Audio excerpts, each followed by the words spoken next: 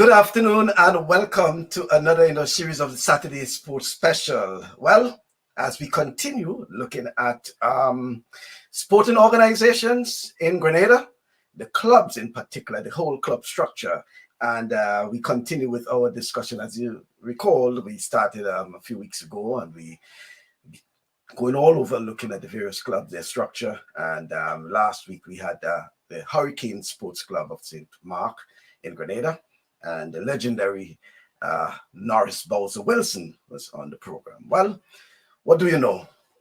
This weekend, our spotlight will fall on the Royal Grenada Police Force and the Police Sports Club Incorporated. Well, we'll hear all about the police involvement in club sports in Grenada from as far back as possible.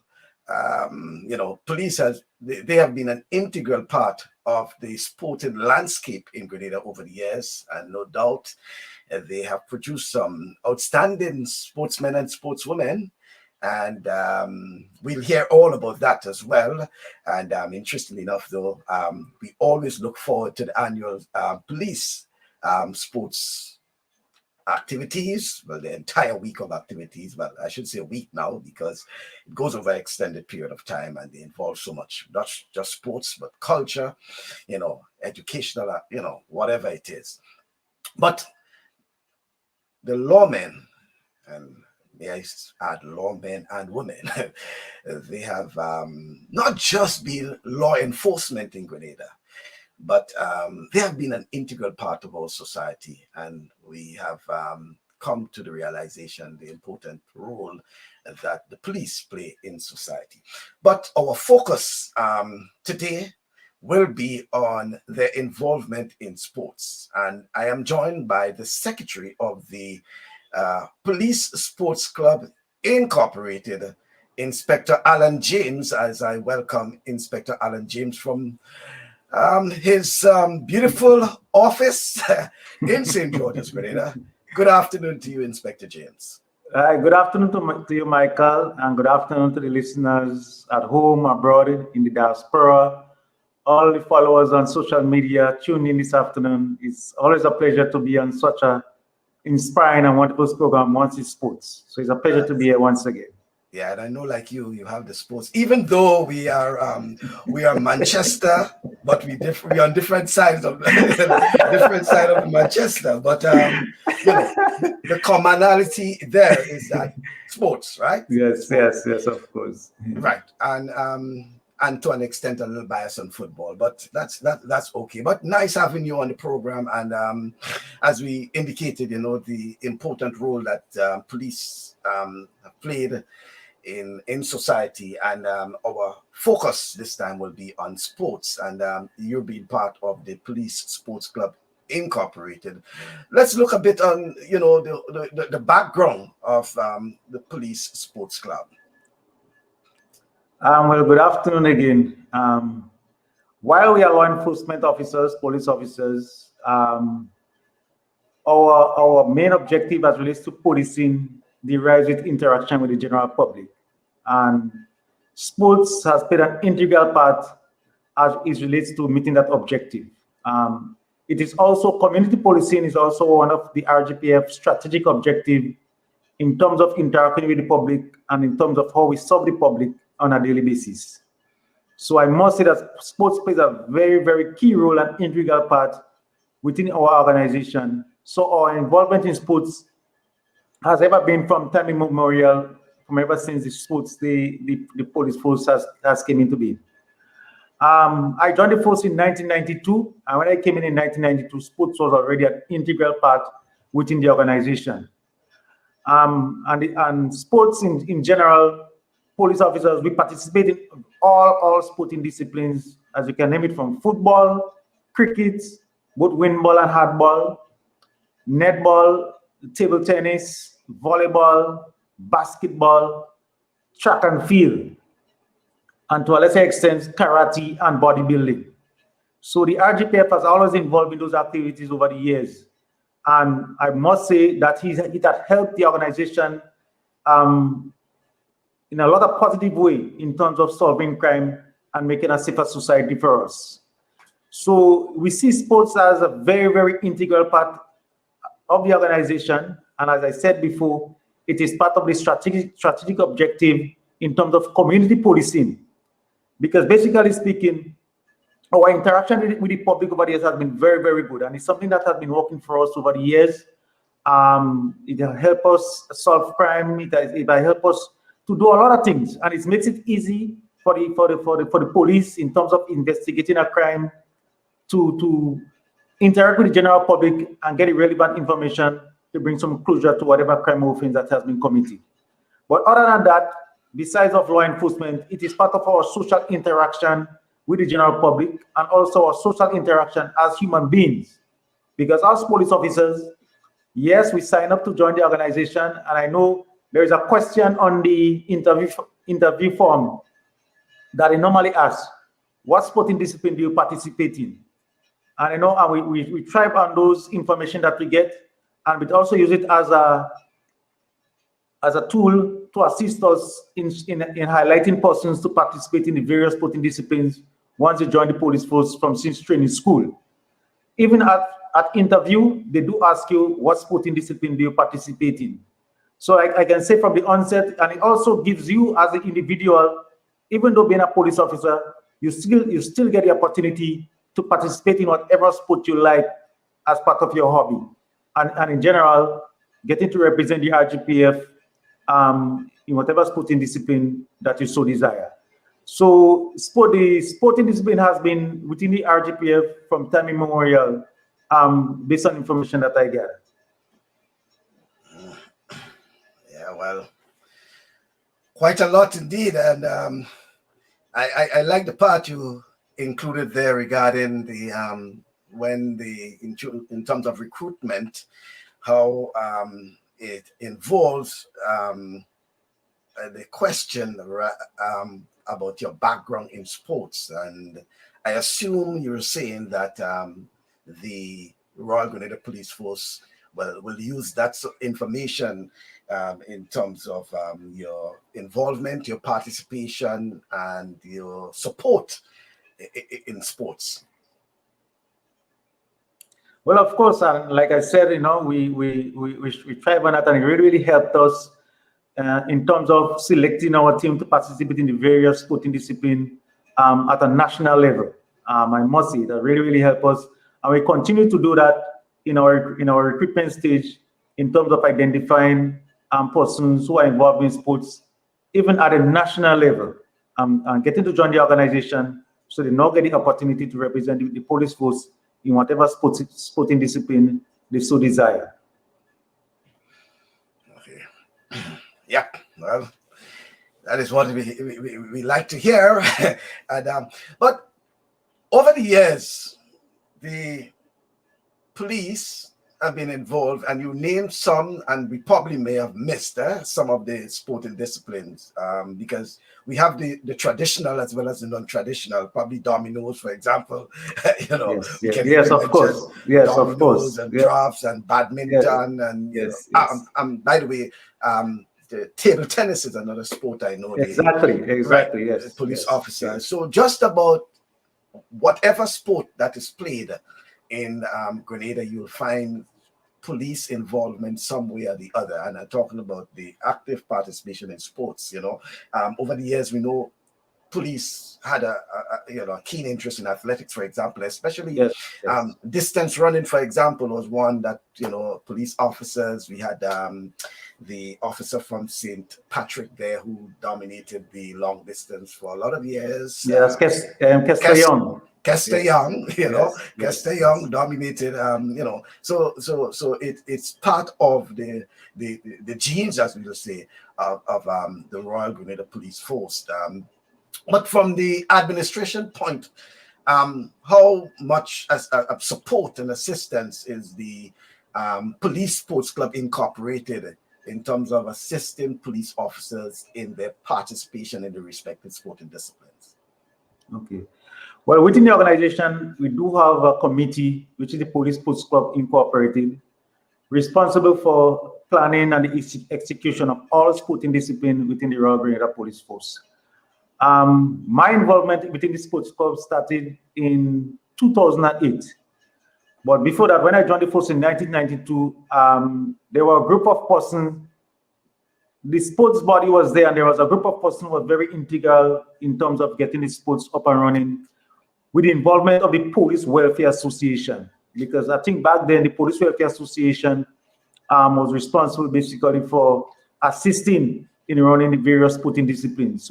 So the Police Welfare Association and the sports club used to work hand in hand. And during my inception in the force, I can remember the seasonal Cyril Dixon. He was very much involved in the police sports club and also very much involved in track and field. We also had Maureen Vivek Stanislas, who was also highly involved in sports administration at that time when I joined. Retired officers, Trevor Modest was highly active in sports at that time. Deceased Sergeant Alpha Modest was also highly involved in running of the sports within the force during that time. But my involvement came in 2008. I was asked, because during that time, between 2005 to 2008, the sporting committee was kind of inactive, although we were participating in various sporting disciplines. And I was asked if I want to get involved in the sports committee voluntarily. And I said, well, that time I was a corporal of police. I said, well, no problem. And we formed the body with a few members. And what we did is that they identified persons from the various sporting disciplines to be on a steering committee so that we can revive the sports committee within the organization. So from 2008 to 2020, I voluntarily served on the police sports club. And until in early of 2020, February of 2020, we had general elections. We elected an executive body to run the affairs of the sports club. But I must say my involvement started way back in 2008 voluntarily, and it's something that I love. It's one of my passions, sports administration, and it's helped us to unleash the potential of various talents within sporting discipline within the RGPF, and also providing that avenue for police officers involved in sports to continue to participate in whatever sports they like. Because within the organization, we have persons who have represented the Grenada at a national level in whatever sporting discipline, and I will get to that later on. We have it in football, windball, cricket, hardball, track and field. And these persons are within the organization, so they also get the opportunity to represent the police and also to represent the country on that sporting level.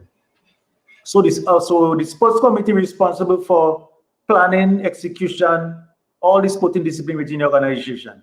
And I must say, with permission and assistance from the force administration in terms of planning, so we will normally set out our plans and guidelines to the administration of what our plans are for sporting discipline, and then we get it okay to go ahead planning those sporting disciplines. But moreover, police week activities every year is a time when the sports club is very, very, very active, because all the sporting disciplines for police sports, for police week activities is been planned and executed by the police sports club. I must say it's a lot of work that we put into it in terms of executing the various sporting disciplines as a body. But I must say we have the support from our administration in terms of planning the activities, in terms of our execution. We do have a constitution. We are in the process of reviewing it, to doing some tweaking to it to make it more relevant in today's. And as part of it, there is a contribution that every officer within the RGPF make to the Police Welfare Association, and a portion of that fund go towards our police sports club account to help us offset costs regarding our various sporting activities that we have to participate in. So I must say our sports club is very, very active, and I must say we have the support from our general membership and also from the administration in terms of executing and plans for this sporting discipline. So you're saying effective of February of last year, the police sports club took on a sort of structured approach with a new executive and everything in place. prior to that, it was just probably a loose organization, but it's now fully structured with a functioning executive. Yeah, it is fully functional with a functioning executive, but I want to say prior to that, because more or less it's the same persons who are voluntarily before are the same persons that are still on the executive. And I must say, prior to that, this was very, very, very effective. Because I was an integral part of it in terms of the planning and the execution, along with other members, and it was very, very active. We have planned a number of huge events throughout that time. But I mean, the organization just find it fit that most of the persons they were just voluntarily, so we just needed to have election so that our members could serve. But it's the same persons who were serving before voluntarily, and it's the same persons now. And prior to that, this protocol was very, very, very effective.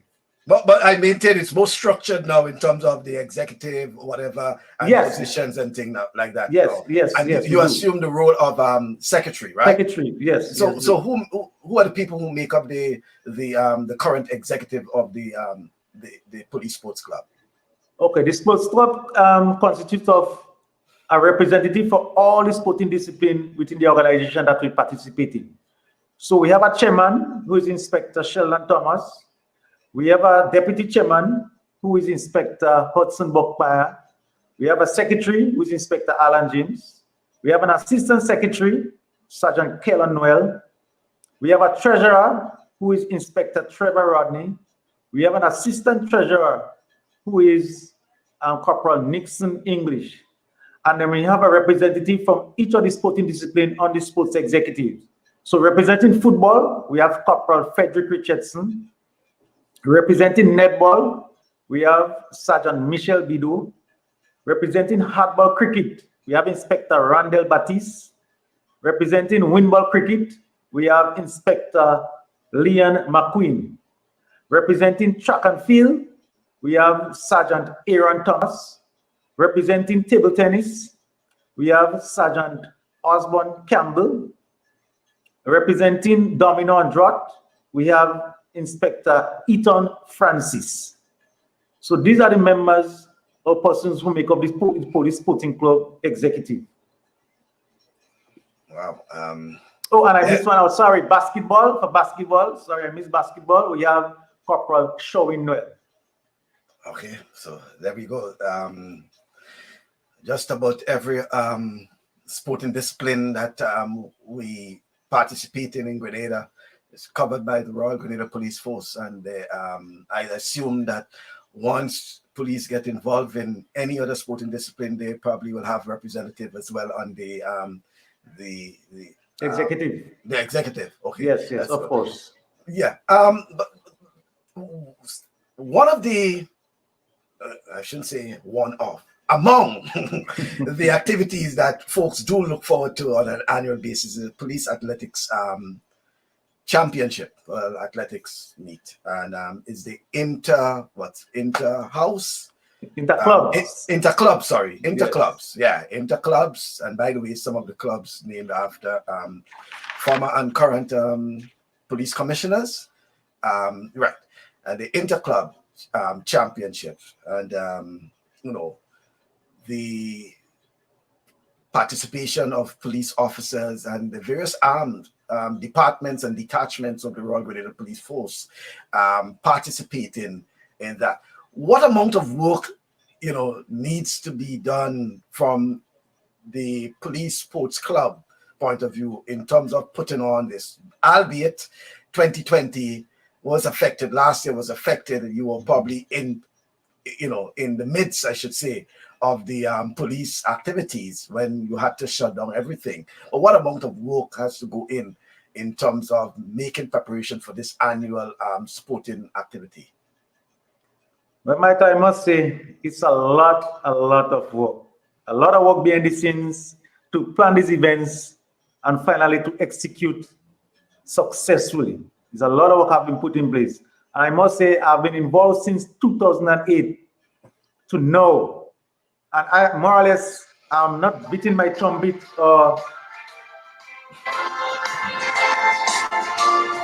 I'm not beating my trumpet, but based on my role and where I was located, because it's only recently our office now moved to the Botanical Gardens where Botsandet was operating for the last year.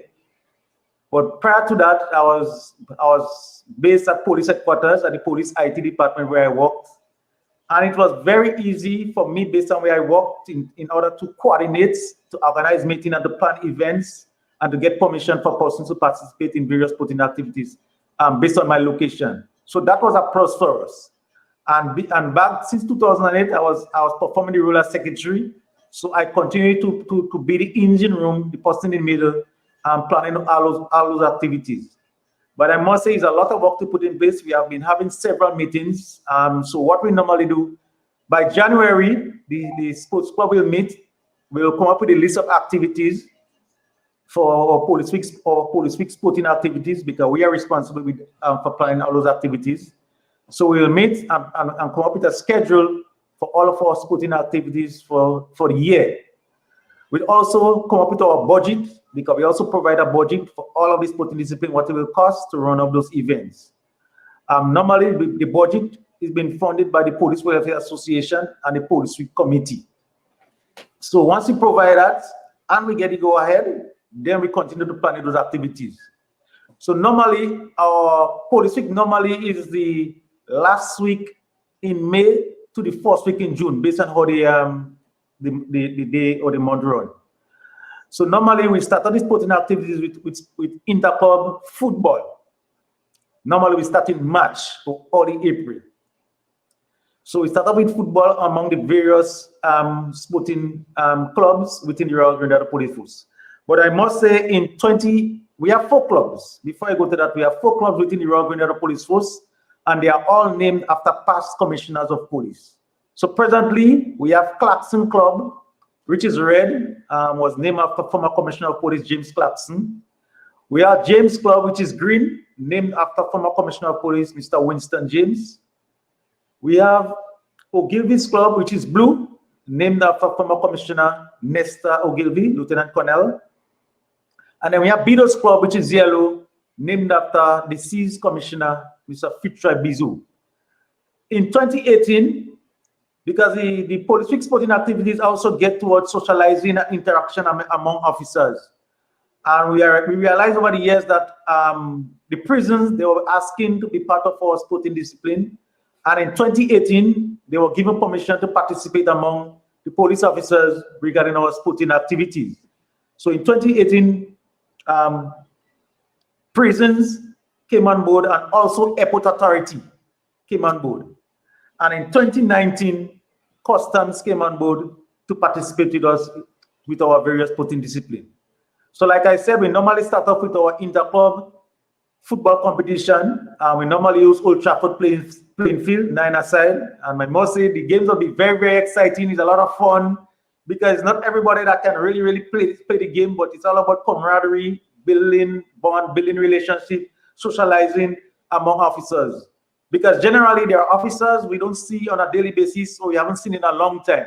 So it gives us that opportunity, a more lighter moment to interact and socialize with our colleagues, with our friends, and with our families and other entities in law enforcement. So that's one of the main objectives of Police Week sporting activities. Yes, sometimes we find that clubs become very, very competitive. But sometimes we have to remember, guys, I mean, it's not just being competitive, but interaction and having fun. But the competitiveness sometimes had to take it away from some police officers and the bragging rights, I can tell you. So we can't take that away. But I mean, it will be a lot of fun and excitement in terms of planning those activities. I can imagine. So after football, we have hardball cricket. 10 overs, so we normally use Stanton playing field or SSC playing field, whichever is available to run up those tournaments. Then we have basketball tournament. We normally use the Carnage hard court for interclub basketball tournament. And basketball, I must say also that within our rules and regulations for sporting discipline and police week activities, we are allowed a number of civilians to participate among the various sporting clubs within the force.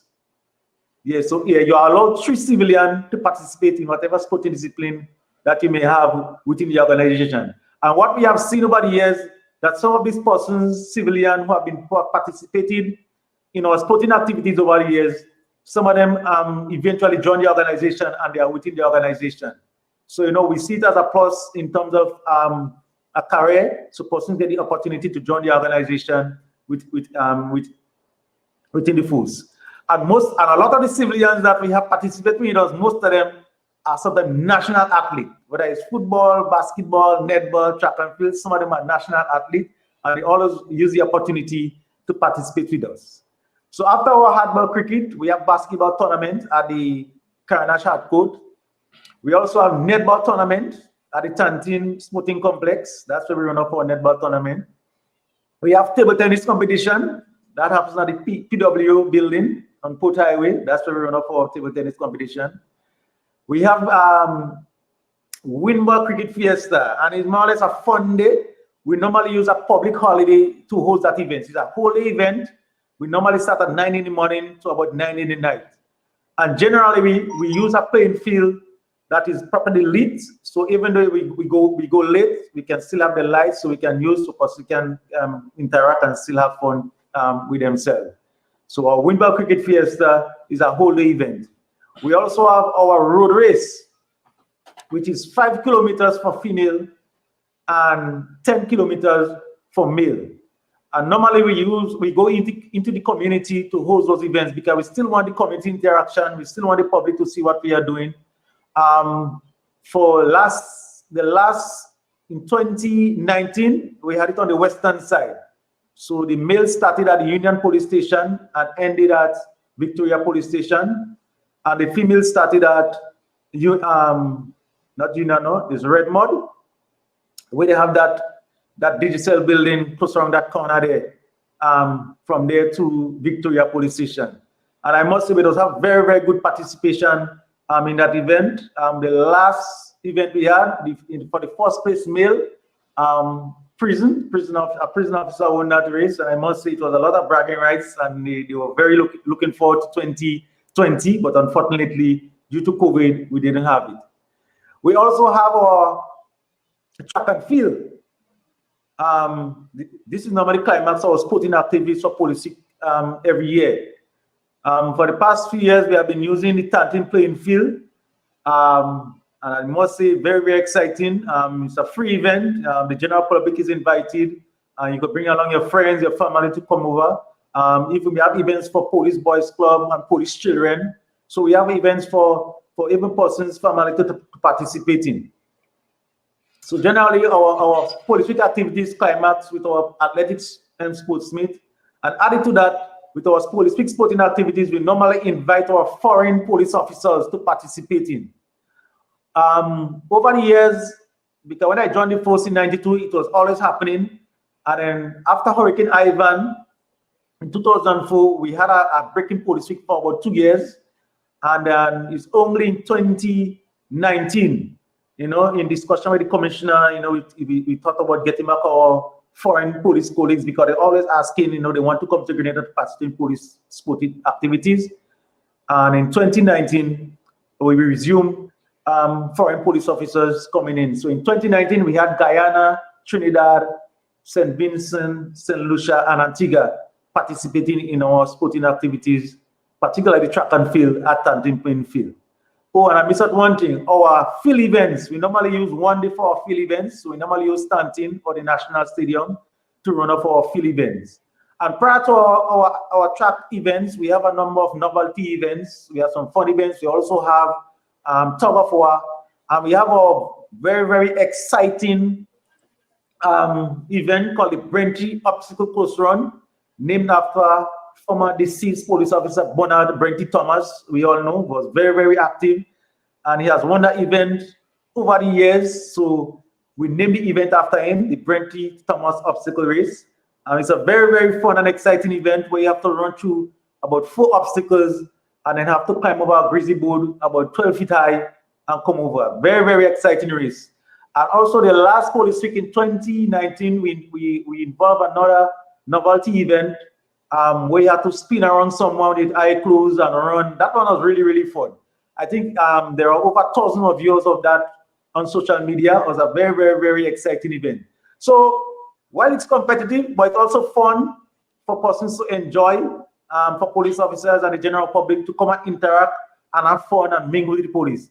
It's more or less to see the softer side of the police. You know, sometimes they see us in red stripe, just in uniform, all serious and dealing with the law, but we have that softer side of us. And like I tell people, police officers are human beings just like anybody else. We come from the same communities, we come from the same families like you, and generally speaking, 80% of persons in Grenada has a relative in the police force.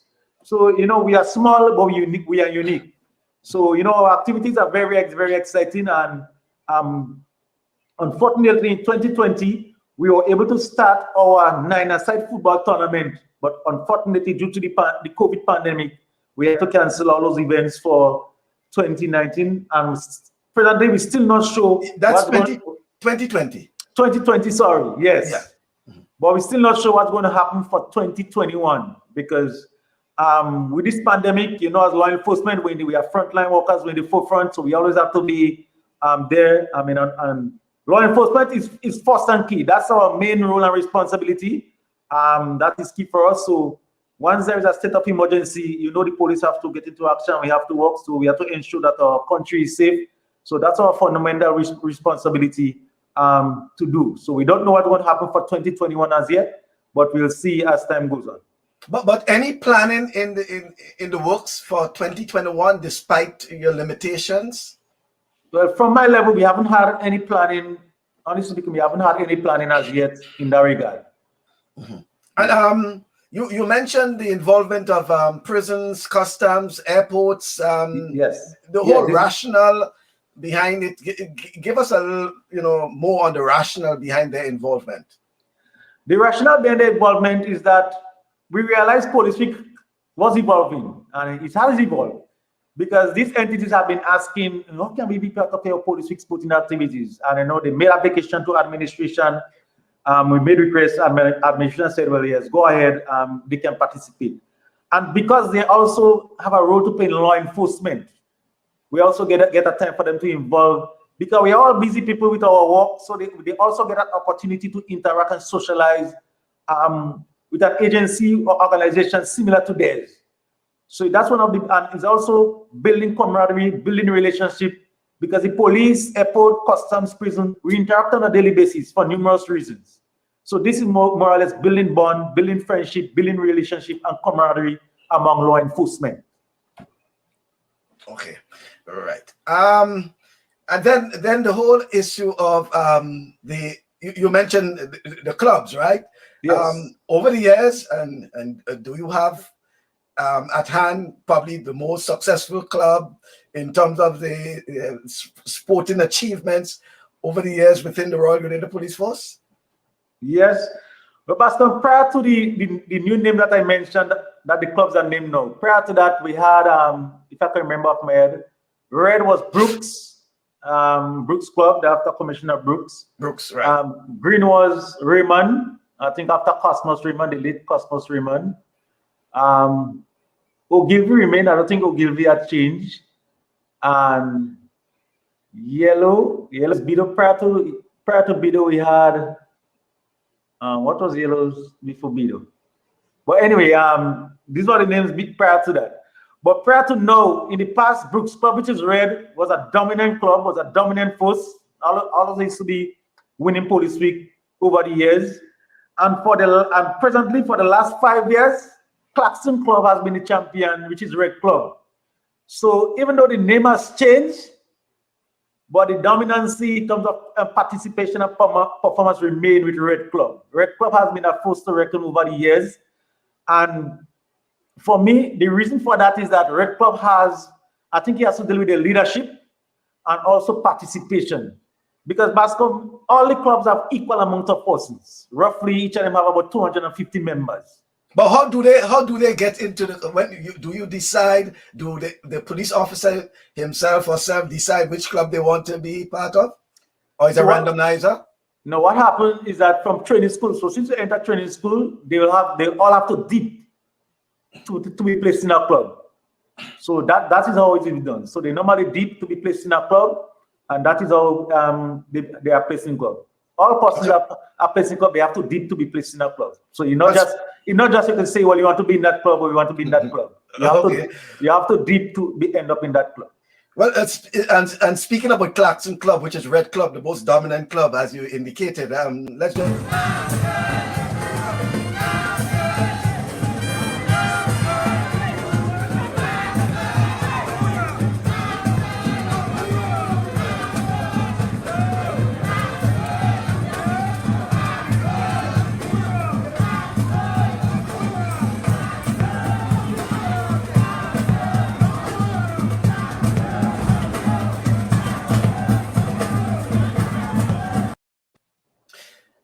Was that Superintendent Vaddy Cohen in front of Clarkson? Yes, exactly. He's the chairman of that club. He's the leader of that club. Okay. Yeah, still present. Yes, he's the leader of that club. So Clarkson Club has won in 2015, 2016, 2017, 2018, and 2019 consecutively. Yes. There's a question for you. Whether or not there's a family day event for the Royal Grenada Police Force. So, Michael, the answer to the question is all of our police week sporting activities, the general public and our family and friends are involved, are invited. But generally, it's two of the most events you'll find most of our family and friends there is our Windball Cricket Fiesta and Fun Day. We cannot consider it a family day because it's a public holiday. And then our athletic sports meets, we normally find a lot of family members coming out to those activities. Other than that, we have one or two social events that we have among police officers, and also our families and friends are invited. We have something called a Night at the Ranks for inspector police downwards to Royal Constables and some of our civilian staff. And then the commissioners have one called the Commissioner of Cocktail for the commissioner, his senior officers, and his special invited guests. But I say all of our events, our families are invited. In the past, there are a couple of times in the past, I know the Police Welfare Association have had a family fun day, but since Ivan, they have never had it. But in the past, Police Welfare used to put on an event called the Police Family Fun Day, where you have a number of games and activities among police officers and the family. But I think it's something that we still should revisit, because the family plays an integral part of police officers.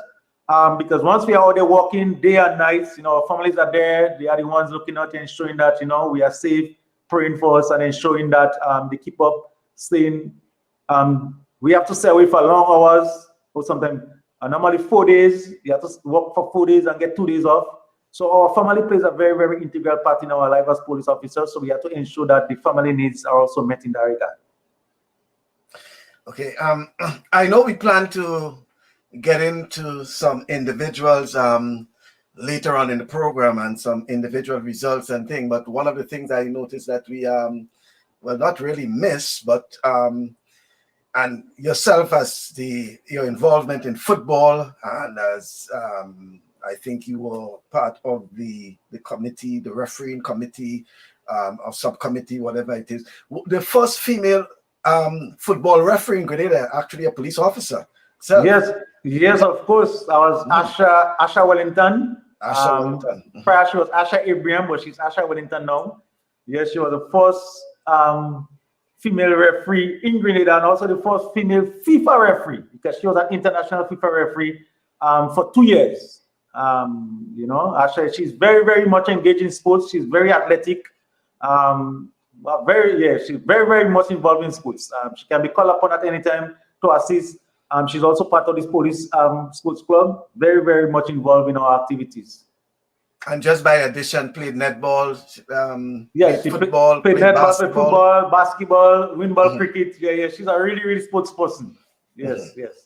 So, and she's just one of, as you say, many other officers who played an outstanding role in sports in Grenada. We can go far back as even retired Assistant Commissioner of Police Trevor Modeste, Yes. who has been an outstanding athlete himself, former. I think it's javelin. Yeah. I think Yes, javelin. yes, he's an outstanding record in javelin. Right, he had the longest in the OECS, the longest record, well, in terms of years, and then past Olympian, we had Eugene Licorice himself, who was of course. Was one of the fastest in the OECS, sprinters in OECS, a former officer himself. And, you know, we can go way back and just keep calling names. And I'm certain that as soon as we call one name, another name will pop up. But you yourself will know some of these outstanding officers over the years who would have made contributions to not just the Royal Grenada Police Force, but Grenada also. Yes, well, we have had a number of, and that's the beauty of it, being a police officer and still being able to represent your country. I think it's a really, really honor. My sport is football and table tennis, but predominantly I like football. Never got the opportunity to represent my country at the national level, but I still play. But we have a number of police officers who have represented Grenada at the national level in various sporting disciplines. And I could start with athletics. Like I said, former police officer Trevor Modest in javelin, and I think some shot put and some discus, but predominantly javelin. We also have Sergeant Mike Modest. He was a former national javelin thrower also, and he's a police officer. We also have Corporal Michael Smith. He also was a javelin, but predominantly more he was a discus thrower. I think he went to St. John's Christian Secondary School. Well, just by way addition to, because as fast as you called him, and I remember that Michael Smith was also a national footballer. He played played football. He played youth football. Youth football. At youth level. Right. Yes, correct. Right. Correct. And while you were under Modest, remember we also lost that police officer who was also on Modest. He was also. I mentioned him earlier, Sergeant Trevor Modest. He was administrator. Not Trevor. Not Trevor is another one who actually I'm trying to remember because I recall covering him at the Carifta Games. His name will come back, but he died a few years ago as a police officer, right? And he also won medals at for Grenada at the junior Carifta level. But continue. Yes, we also in track and field, Neil Wells, he's also presently a police officer in long distance. I think the 400 meters and the 800 meters. A very good quarter miler. And I think right now he assists a number of our police officers in terms of coaching and providing the necessary support and experience as an athlete. And I think he also work with some national athletes also. We also have Sergeant Kennedy Noel, he represented Grenada at the national level, and also police at our sportsmates, the 100 meter and the 200 meter. Very fast individual. Then we also have Kester Young, quarter miler for Grenada for a lot of years in that regard. And there's another officer, he works at Central, Corporal Andy Williams.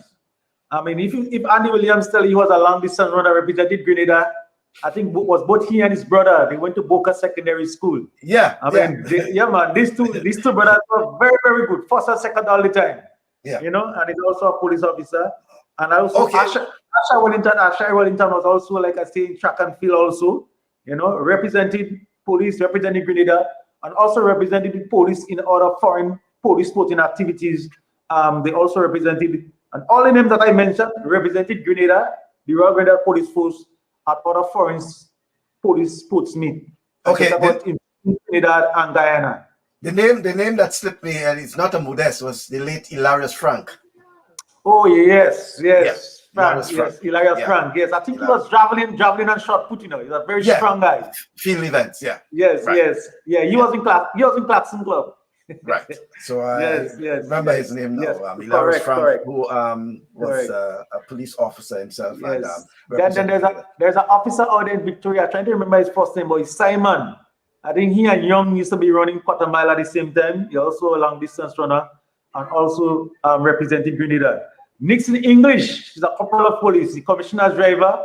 He represented Grenada in track and field also. 1, the 2, and the 4. You know, very athletic, very fast individual. And I sure maybe I've missed some, but as the program goes on, once I remember the name, I will call him. But I must say, the police sports club has always been looked forward to our national track and field meets. even up to this day, we still get invitation from the Grenada Athletic Association for police to participate. And they ask me, how come we can get police to come back to participate in our track and field? Lately, we might have sent either 1 or 2 persons to run, but we didn't send that group. So then we have 10 or 12 persons in the past going and represent the organization in that regard. So it's something that we have to, some work we have to do internally in terms of identifying those athletes and seeing how we can get some kind of training program with them in terms of getting them to assist. Because what we notice, sometimes officers come into the organization, they're very athletic, involved in certain activities, and sometimes somewhere way down the line, they just lose interest, lose focus, and they forget about that sporting activities. And sometimes people see some of them, they put on weight, and we think it's not a healthy thing for them or for the organization. So that's a mandate for the sports club to ensure that we get all our officers who are very active in various sporting disciplines, and even those who have been representing Grenada at the national level, to get them involved in the sports and to find the time and the program for them to get involved in those sporting activities. So this is some work we have to do from a sports body in that regard. Yeah, certainly not a good sight, as you say, to see some police officers. They have to be as physical.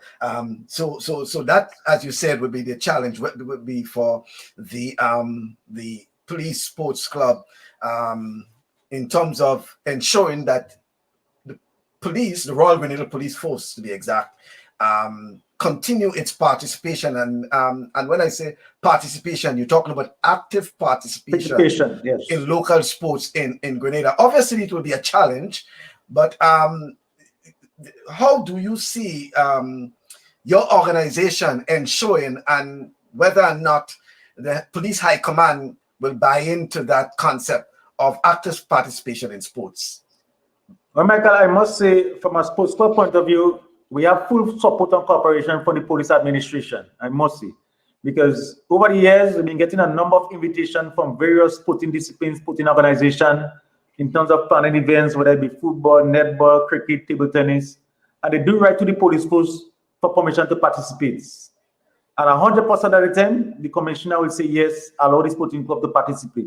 Because like I said, we see it as a positive for us in terms of the police interacting with the general public as part of our community policing initiative, you know? So that's how we see it, as a community policing initiative, so the police can go there and interact with the public. We want the public to see us as a friends and not the enemies. So, you know, that is why one of the reasons we participate in those activities, so we can interact and build camaraderie, build friendship, and make our community feel safe, you know, and make them see that the police have this lighter side of them, where they can participate in sport. So we do get full cooperation from administration, I must say, to perform in local events and even regional events. We do get that support to participate in those events. I must say we have that support from administration. And the commissioner himself, very, very much a sports fan. He's part of our police masters football team. Very active, still plays, still looking very, very good on the field of play. So, you know, he's part of it. And we have that support from administration in terms of participation in sporting activities. Okay. Zavid had put a couple of comments there, which I want to share with you, and then you'll comment on it after. He says, the police force have had some very good sporting events over the years, but I enjoy regional cricket competition.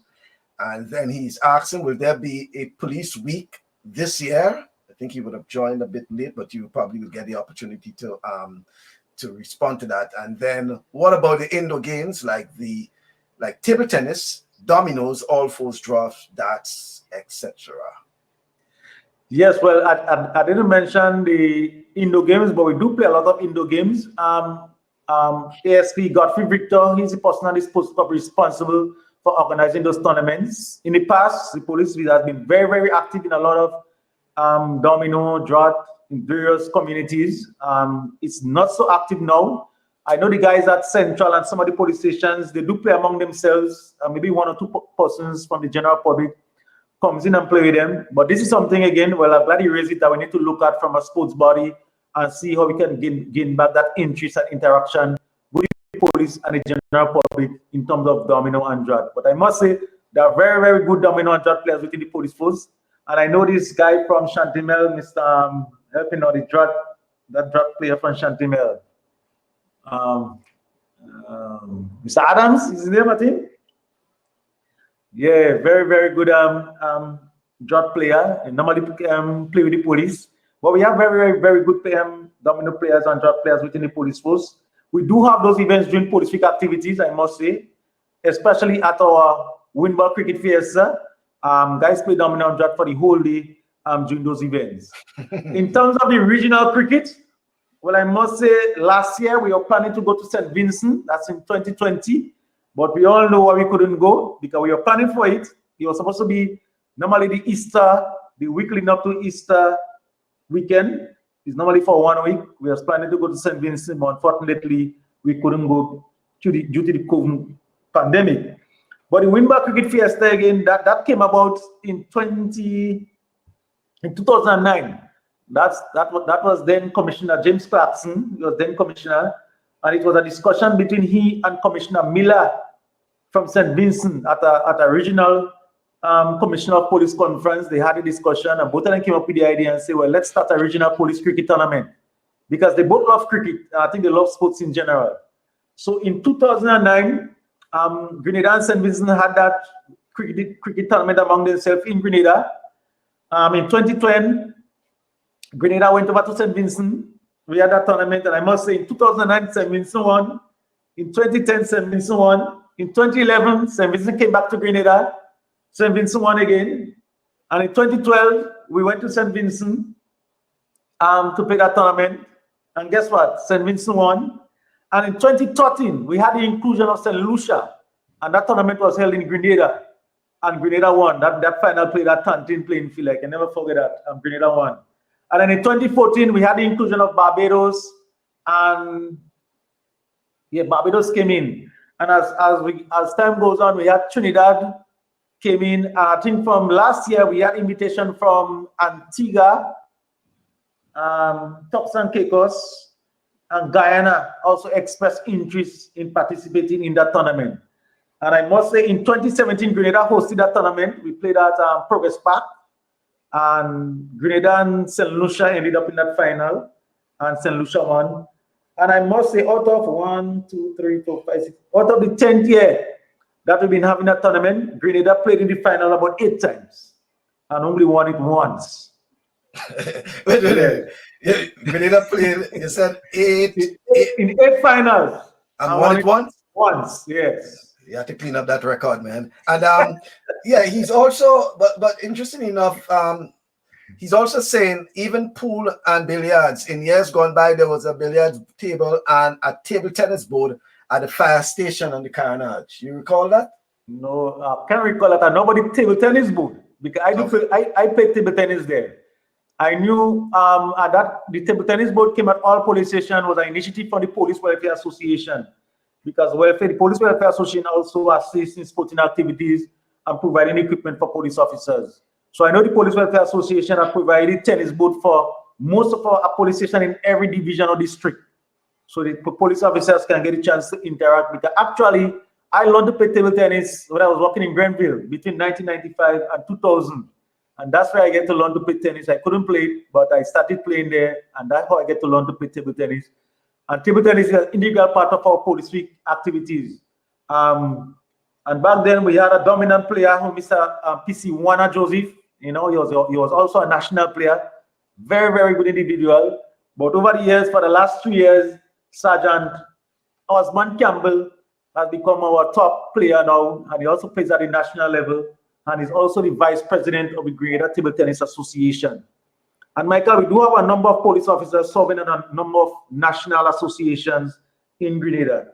Some are present and some have served in the past. Okay, well, we'll get on to that in a moment. On the flip side, in terms of those who are, serving currently, but you said a lot of things there, and one of the things that I'm very passionate about is participation, and I have a very cordial relationship with the High Command of the Royal Grenada Police Force, and if they're watching, I'll be coming at you regarding the participation of the Royal Grenada Police Force in some of the major activities. I want to see I want to see Royal Grenada Police Force, the name the Royal Grenada Police Force, when there is football, when there is netball, when there is basketball, just cricket. I want to see that. So Commissioner Edwin Martin, Deputy Commissioner Franklin Redhead, I'll be at you. Assistant Commissioner, Jesmond Price, Prince, sorry, will be at you. Prince, I'll be at you. Michael Francois, I will be at you, ensuring that the Royal Grenada Police Force continue and be active participant, not just participant, active participant in the various sporting disciplines. I say that because I think when police participate, it's many folds, as you indicated earlier, the social interaction, the community spirit, it brings a sense of security, so many things, and it is all part of community awareness and involvement, and it adds a lot to the social fabric of society, and I think it's important that we ensure that the police continue to be a part of the sporting structure in Grenada. It's part of the history, and we have to ensure that. I want to see police back in netball. Yes, well, that's my thing about being involved in that. Although I think at one point in time, I recall many years ago, the police in netball, and when it comes to the march past, they were not judged.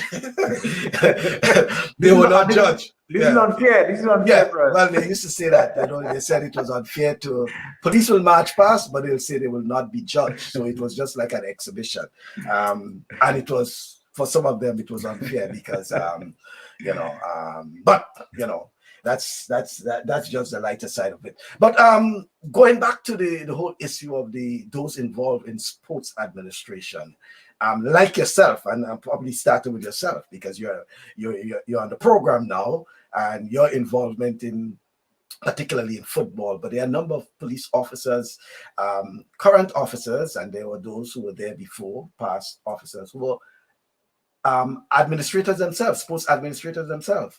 So let's start with your involvement in sports administration as a police officer. Okay.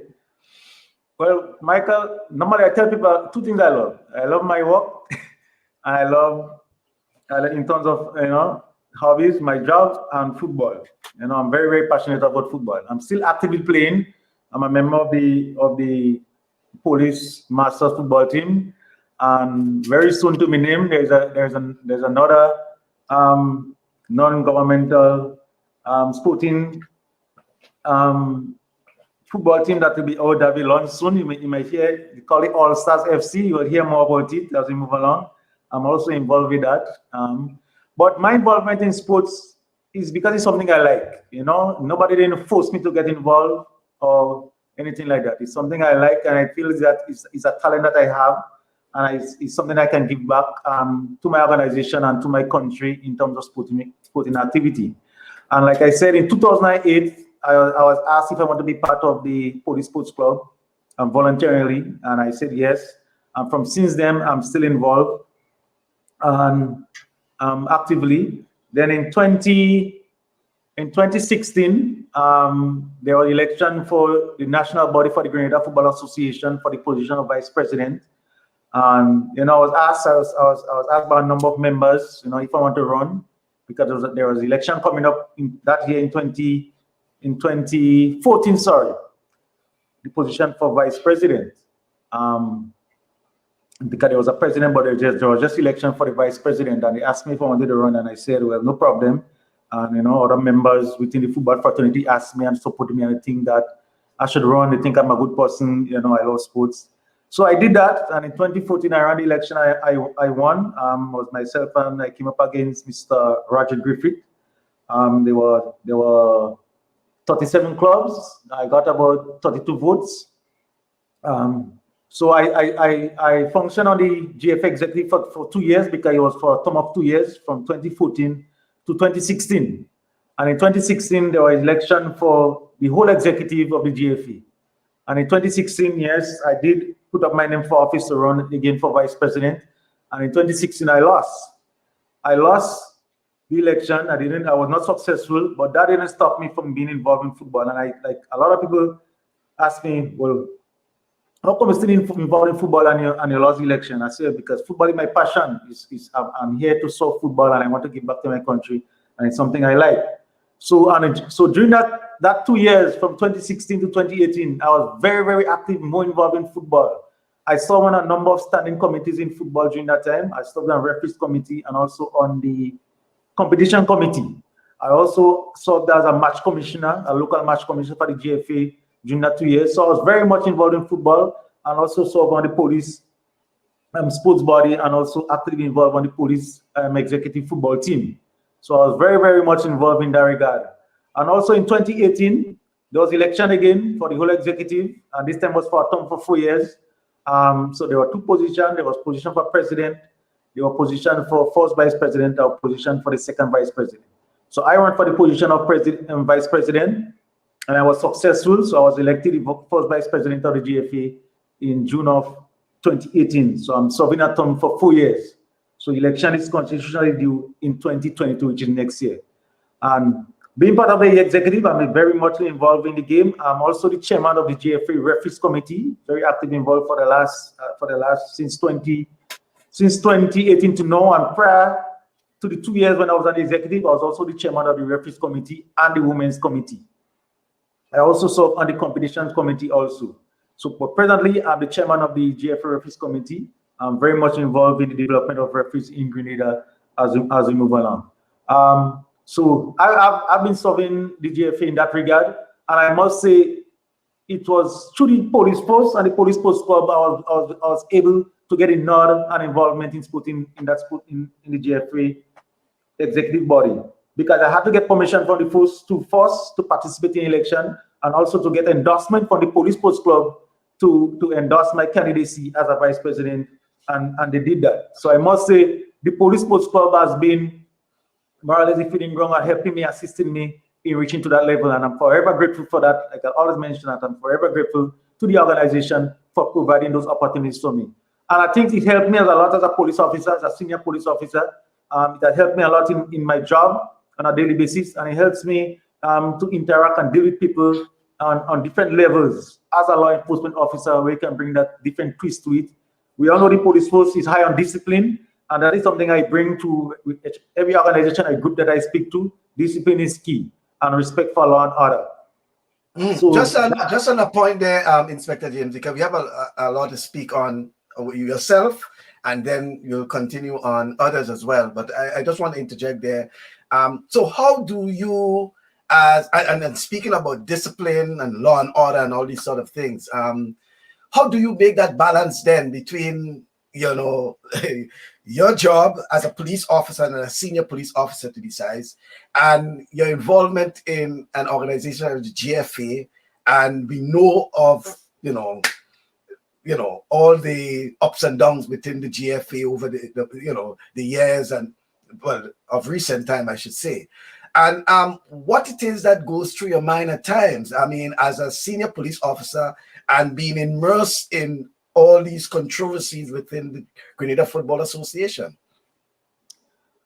But Michael, first of all, you have to remember who you are. I mean, I remember the oath I took as a police officer, which is far most important, because mind you, the post on the GFA executive is a voluntary position. So it's not like, it's a voluntary position, and all of us on the executive has our job on a daily basis.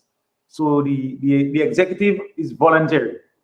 But you have to remember who you are. I mean, key in my mind, I will always remember integrity, honesty, discipline, commitment. These things always stick out in my mind. So I have to remember who you are. I'm also a Christian, a child of God. So the things you say, the way you live, the things you speak, so you have to be an example to people out there. So I normally tell people, that's just who I am. You have to, humility and being able to weigh that balance. Stay focused, because once you lose foresight of this objective, you will tend to follow the crowd, but you shouldn't follow the crowd. In terms of the football organization, you have to talk about governance. So these are the principles that we have to adhere to. You know, we have to once we lead by those values, you will stay focused and try to remain who you are. But you know, we come from different background, but you have to weigh that balance and remember who you are. And we are all elected to serve on the GF executive. We are here to serve the people. We are here to serve football. So it's not about ourselves. We are there to serve. And it's easy for me to make that transition because I've been a police officer for the past 28 years, and it's all about service to country. So going into the football executive is the same, it's a different environment, but it's the same thing. We are generally here to serve people and do what we are mandated to do as an organization. So for me, it's very, very easy to make that balance. And I try to bring that within the executive, within the board, try to create that environment so the person can understand, hey guys, this is what we're here for. Let us stay focused and do what we're expected to do. Well, yeah, important indeed. But let's continue with the some of the other. But I like the response. I mean, I enjoy the response. But the other police officers, there are other involvement in sports administration in Grenada.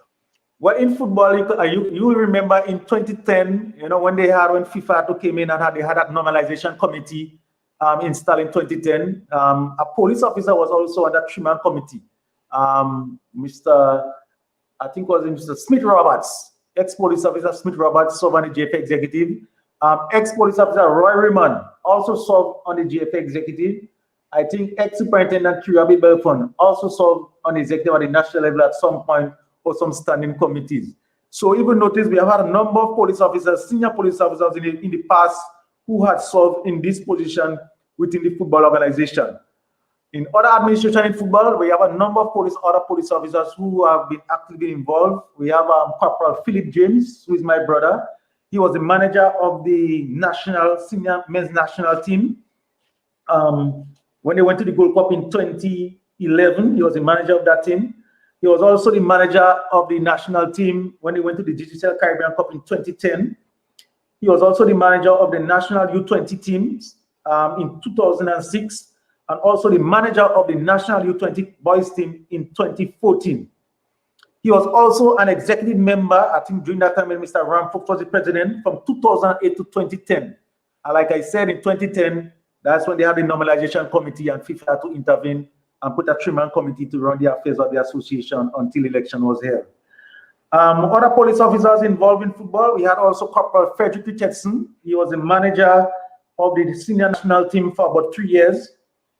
Corporal Frederick Richardson, yes, he was the manager of the national football team in about 3 years. And we also have a number of police officers who are present or who have served on a number of standing committees within the Grenada Football Association. I know ACP Jessamine Prince is a member of the GFA Security and Integrity Committee. We also have PC Oliver Charles is also a member of the committee. Superintendent Glenn Paul is also a member of that committee. And in our LOC meetings for hosting events, football events, ASP Doris Kaneskas is served at that committee for a number of years, representing the force. Corporal Philip James, in one of our original tournaments, served as the security officer for the police force. I think it was 2010 or 2011 for the police. So we have a number of police officers who have served on a national body or substanding committee within the Grenada Football Association.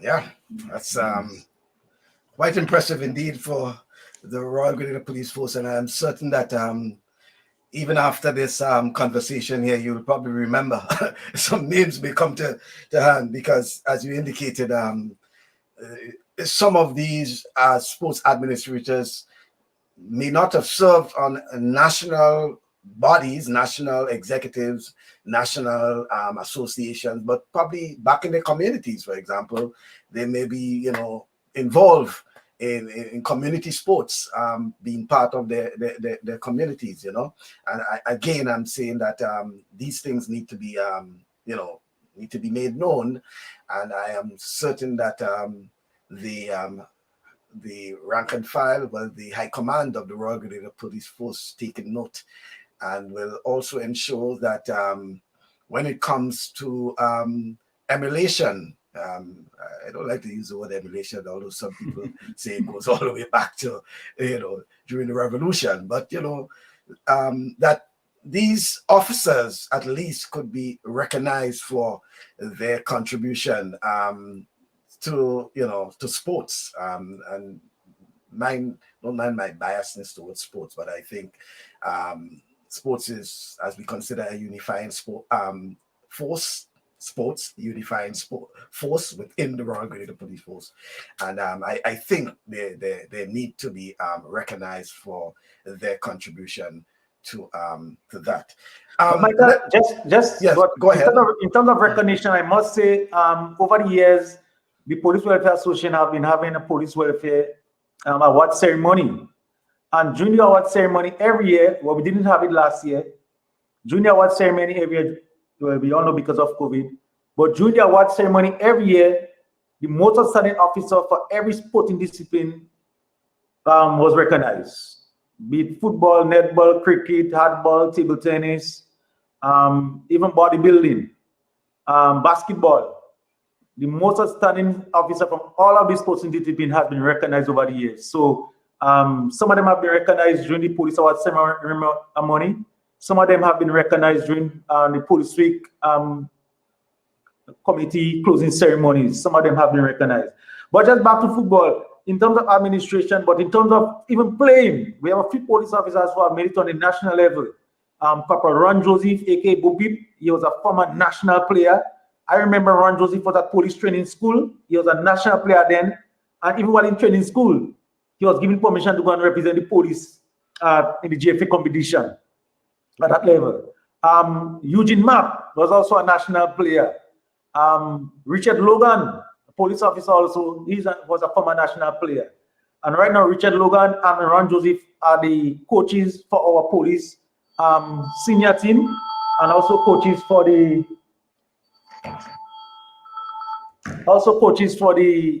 our youth team. I must let you know, as relates to football, 3 years ago, the Police Sports Club had adopted the JW Catholic Secondary School. And the reason for that is that during our club licensing for football, which is a requirement, you have to get involved in some youth teams. And I know within police organization, it's only senior persons and adults that we have. So as a sports body, we decided, let's adopt a school. So we wrote to the Commissioner for Permission, that back then was Commissioner Winston James. I mean, right to JW Fletcher School, and immediately they were so happy. They said, well, yes. So our U15 boys and U19 boys from JW Fletcher, and we also have a girls team that we support from the JW Fletcher School. And Corporal Ron Joseph and Corporal Richard Logan, with assistance from PC Renald Charles and PC Robinson Morris, assist in terms of coaching the team, along with Mr. Glenn Alexander, a school teacher here, who have been giving us enormous support in that regard. So we are reaching out there, building a collaboration with our schools, and I think the Central Police Station also has an ongoing program with the JW Fletcher Catholic Secondary School. So there are a number of initiatives that the police force undertake, mandated by the Community Relations Department, where they go to a number of schools and do various programs and activities for youths. So I must say, we have involved not just in administration, but as players, And coming to cricket, let me just say, and also in cricket, we have made a lot of strides from the police force in terms of cricket, both hardball and windball. And I can speak of windball. We all know the police, the intersector cricket competition. Police has been a dominant force for a lot of years. Probably in the last 5 years, we have not been doing so well, but police have made it to the finals for almost over 20 years. And the general public always look forward to seeing police in the final. They will come and they will make comments, oh, they want police to lose, but generally speaking, they want police to win.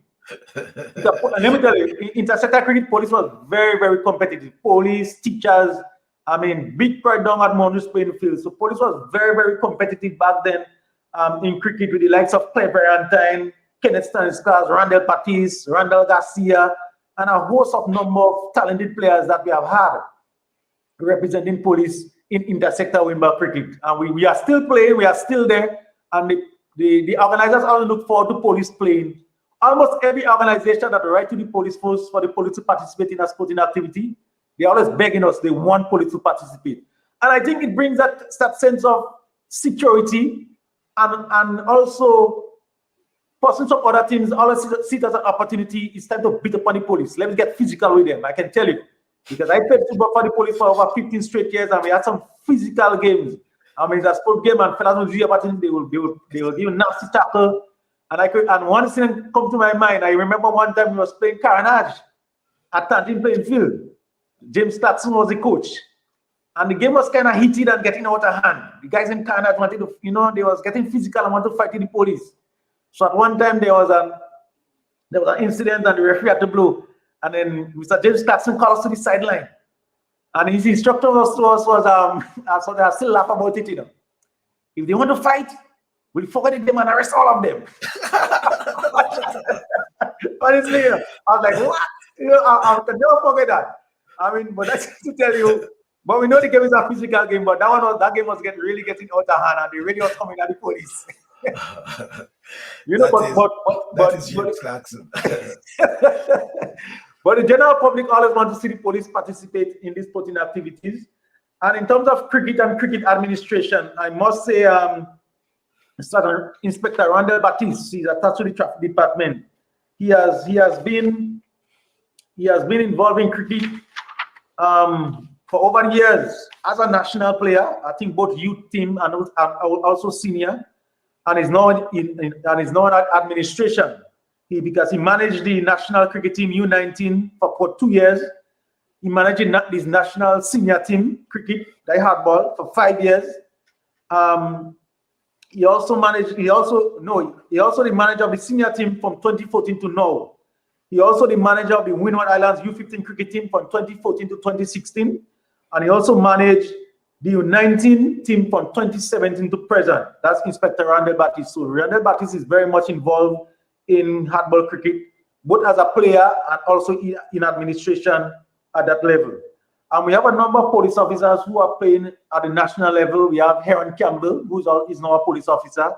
We have Josh Noel, who is now a police officer. We have Lyndon Lawrence, who is now a police officer. Wow. We have Josh Thomas, who is now a police officer. So we have at least 5 national cricket players presently in the police force.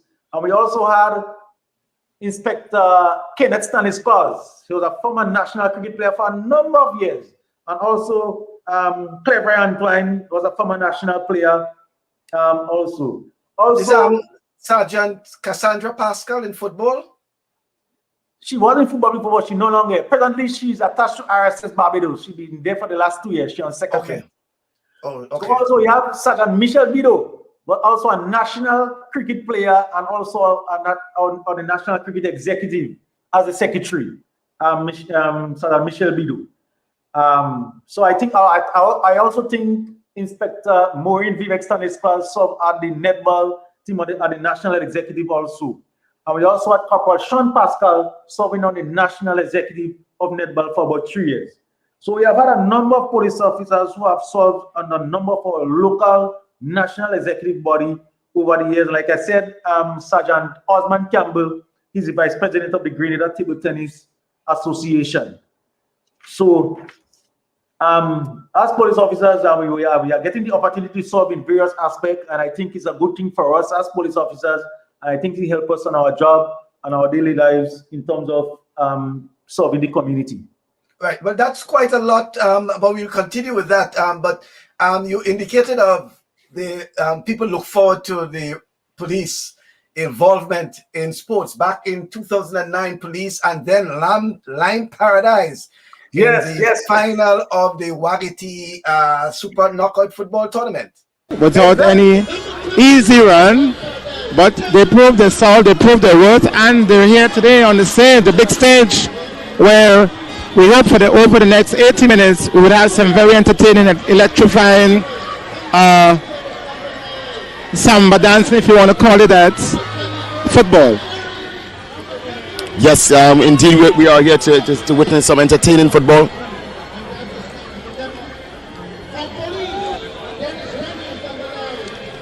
As we are about to see the starting 11 for both teams.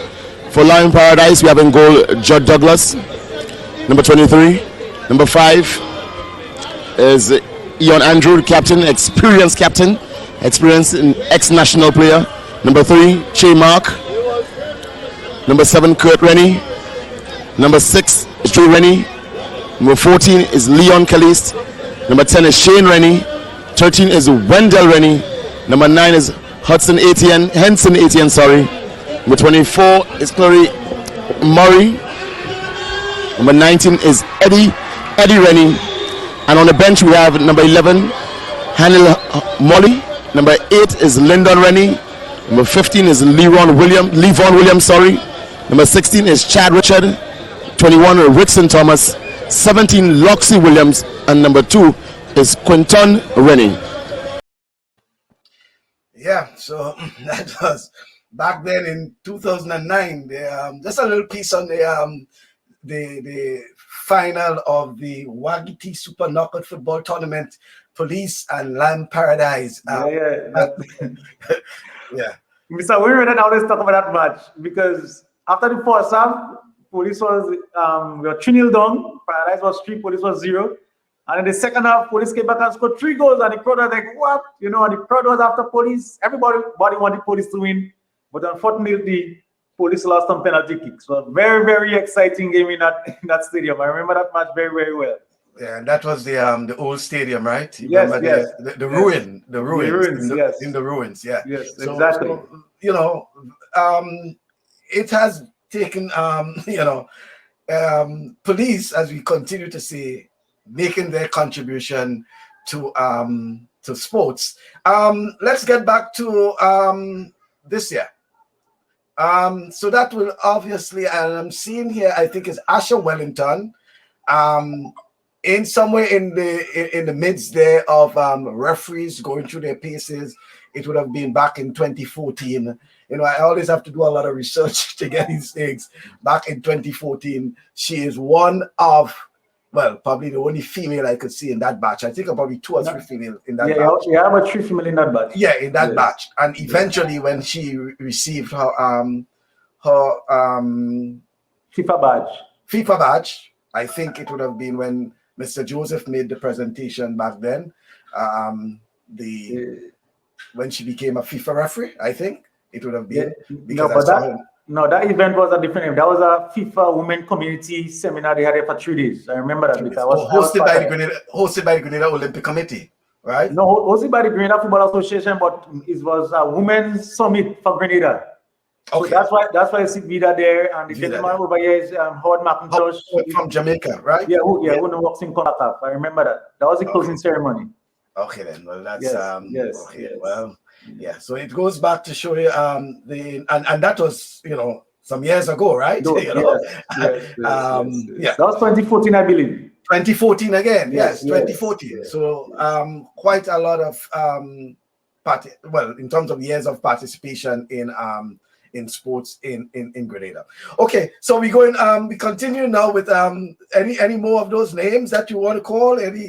You came up with any more names? Well, as I was speaking, I remember our commissioner Edwin Martin. He was a former youth national football player, U20, and he also I remember him playing for Police. He also played for Police along with Holly George, Glenn Paul, Wayne Wilson, Jessamine Prince, Roger James. You know, there are a number of senior police officers who represented Police. So Police was always competitive back then. And also at the national level, you remember Robinson Hans Cornwall. Yes. You remember Hans, right? So Hans was in charge of the Police football team for a lot of years. Because when I was a player, he was a coach. He was also a national goalkeeper. You know. I think he lives in Texas. Yes. Right. Yes. Brenty Bonat Thomas in 1995. I remember played for Grenada in the Shell Caribbean Cup. I remember that game when Grenada played St. Kitts in Queens Park. I remember Brenty played national for Grenada during that year. That's the late Brenty, right? The late Brenty Thomas. I just want to go back to netball because I remember I saw the caller, the person mentioned about netball. And I must say, we have been away from active netball competition for a number of years. And to be honest with you, since Commissioner Martin came into office, even at the sports club, gentlemen, we need to, I want to see the netball team back up and running. We need to go out there and compete. And I must say, in last year, we were preparing to participate in the netball tournament in the Tantin. That was supposed to start end of March. But you know what? COVID came. Because our team was in training, spearheaded by Sergeant Michel Bido and Inspector Maureen Stanislas. The team was in training. We bought new uniforms, so the netball team is ready now to participate in tournaments. So unfortunately, COVID came, so we were not able to play. So we'll be back actively in netball competition. Because what the commissioner is saying, there are so much females now within the organization. So at least we must have an opportunity for our ladies to go there and compete and participate. So we are back in netball whenever they are ready again. We have a team now, and we are back in netball. So glad to hear that. Yeah, and another prominent sport that we have a lot of police officers participating in now and representing Grenada locally and regionally in bodybuilding. We have our own Corporal Damian. Look, I'm forgetting Damian last name. Damian Daniel in bodybuilding, both locally, internationally. We also have PC Linton Jones. Also doing well in bodybuilding. Now we have a number of other police officers who participate in local bodybuilding tournaments. You know, so the force has been doing well in that regard. Also in boxing, we have a number of boxers within the organization. I know Corporal Allan James. He does boxing and also karate. I think he has a boxing school and karate class in Guam. So we have a few other officers within the force who does karate. I know there's a constable at SSU, Constable Sylvester. He does martial arts and karate also. So these are other areas within the force that we have officers involved in, very much actively involved in that regard. Basketball, we have been participating in a number of basketball tournaments, whether in Guam or the Carnage. And I must say, these basketball tournaments are very, very competitive. A person's always come out there they want to see the police participate. There is something about police when they participate in events. There's always a bigger crowd. I don't know. There's always a bigger crowd, and all these people are always coming to go at the police. They want them to be the police, but they don't actually want them to win. They still want police to win because people expect the police to be competitive and police should be losers. Police have to win. I think they look forward to the competitiveness more than anything else. Exactly. That's what they look for. That's what they look forward to. And I see a number of games, especially in football. You need 11 persons to play, but some teams, other teams, if they are playing, they may come with 9 or 8 or 10 men. But once it's police, man, they come in with a full squad. So you've seen 20 men there. Because everybody wants a piece of the police. They want to play against police because the police is competitive and we get a chance to deal with them. But it's all in the spirit of the sport. We know the sport is competitive, but at the end of the day, it's sportsmanship, building camaraderie. And at the end of the day, it's just being out there, socializing and interacting with the general public. But I must say, sports has been playing a very, very integral part as it relates to the police force strategic plan in terms of community policing. And it's one of our main focus and pillars for 2021. It's something we always preach. Community policing is very, very key and high on our agenda because it has been working for us over the years and it continues to work for us. So we cannot stop. We have to continue that community engagement. Because Bascom, for us to solve crime, we cannot solve a crime or investigate crime at the police station. You have to go out there in the communities, you have to go out there in the nooks and crannies, you have to go out there and you have to interact with the general public. So we must be able to build that trust and confidence in the public so they will be able to trust the police and feel comfortable that if I make a report to the police, I will get satisfaction or get some feedback in that regard. We have one here, Rudion Sylvan. Do the police sport committee recruit athletes out of school to be officers? And I'm assuming the athletes, I'm hoping that when he says athletes, referring to sportsmen and sportswomen and not just track and field. But Baston, what I would say is that during our recruitment process, because even a person that I know who are very good in sports, whichever sporting discipline, we always encourage them to join the police force. We always do. So even our interaction with the police boys club and the schools that we're involved in, we encourage them to join the police force as a career. You know, you can still join the force and still enjoy the sports that you like. You know, so we will welcome it. We will wish that our nationals could join the force. That would be a plus for us. I'll be happy to see that. But it's something that we welcome. Okay, and I assume this is something that you might be also welcoming. This is welcome news as well. Roger Duncan is saying Cooperative Bank, and I refer to the Grenada Cooperative Bank Limited, looks forward with optimism in continuing the collaboration and support of the Royal Grenada Police Force Police Week. Well, I must say, Michael, very, very heartfelt thanks to Grenada Cooperative Bank. They have been on board with us for the last 5 years.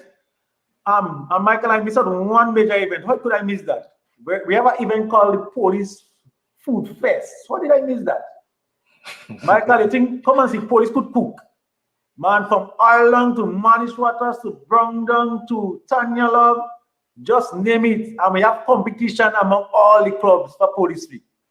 And Coop Bank have been sponsoring that event for the last 4 years, wholeheartedly. So I must say hats off and thank you to Coop Bank. And like they said, they already give the commitment to continue to be on board. And they normally support our Police Week activities. Hats off to Coop Bank. So yeah, we look forward to the cooperation and other entities who would want to sponsor our sporting activities. But our food fest is a great big event. We also have our Police Week, King and Queen and Calypso show.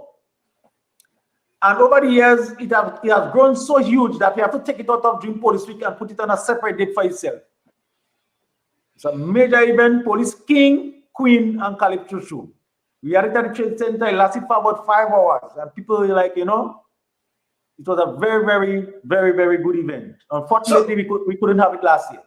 Okay, well, and I want to say thanks to Roger Duncan and Coop Bank for your involvement there. But Inspector James, therefore, it brings to the point that the need yes, for the Police Sports Club Incorporated to be more structured now, because as again I'm saying, prior to February of 2020,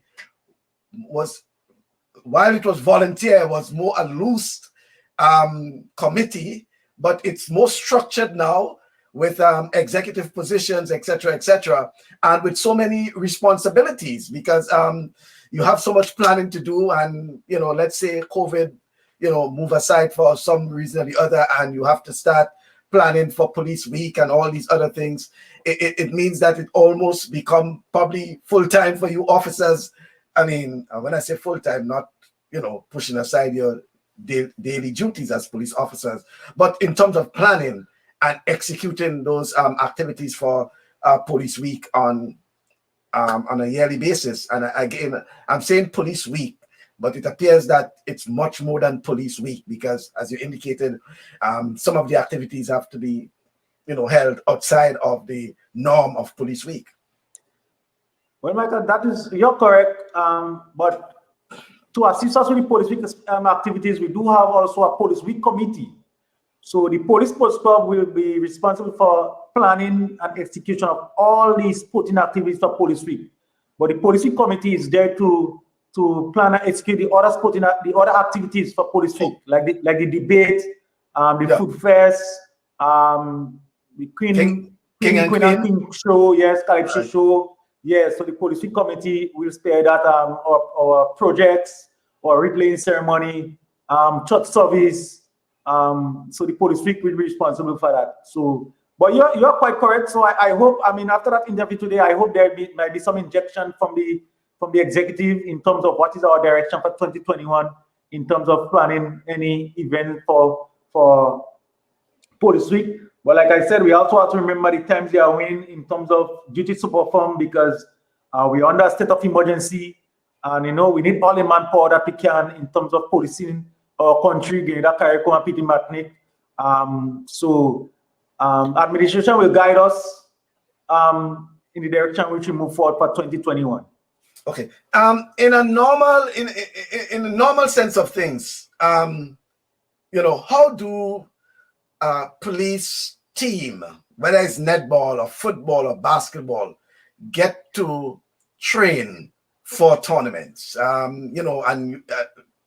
And bearing in mind, you have officers coming from various detachments and from different precincts, police stations, I should say, around the island. How do you get to train as a unit, whether it's football, whether it's netball, even cricket?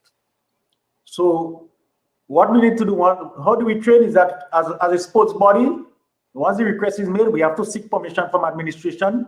So normally that will go to ACP in charge of human resource and administration. That's ACP Michael Francois.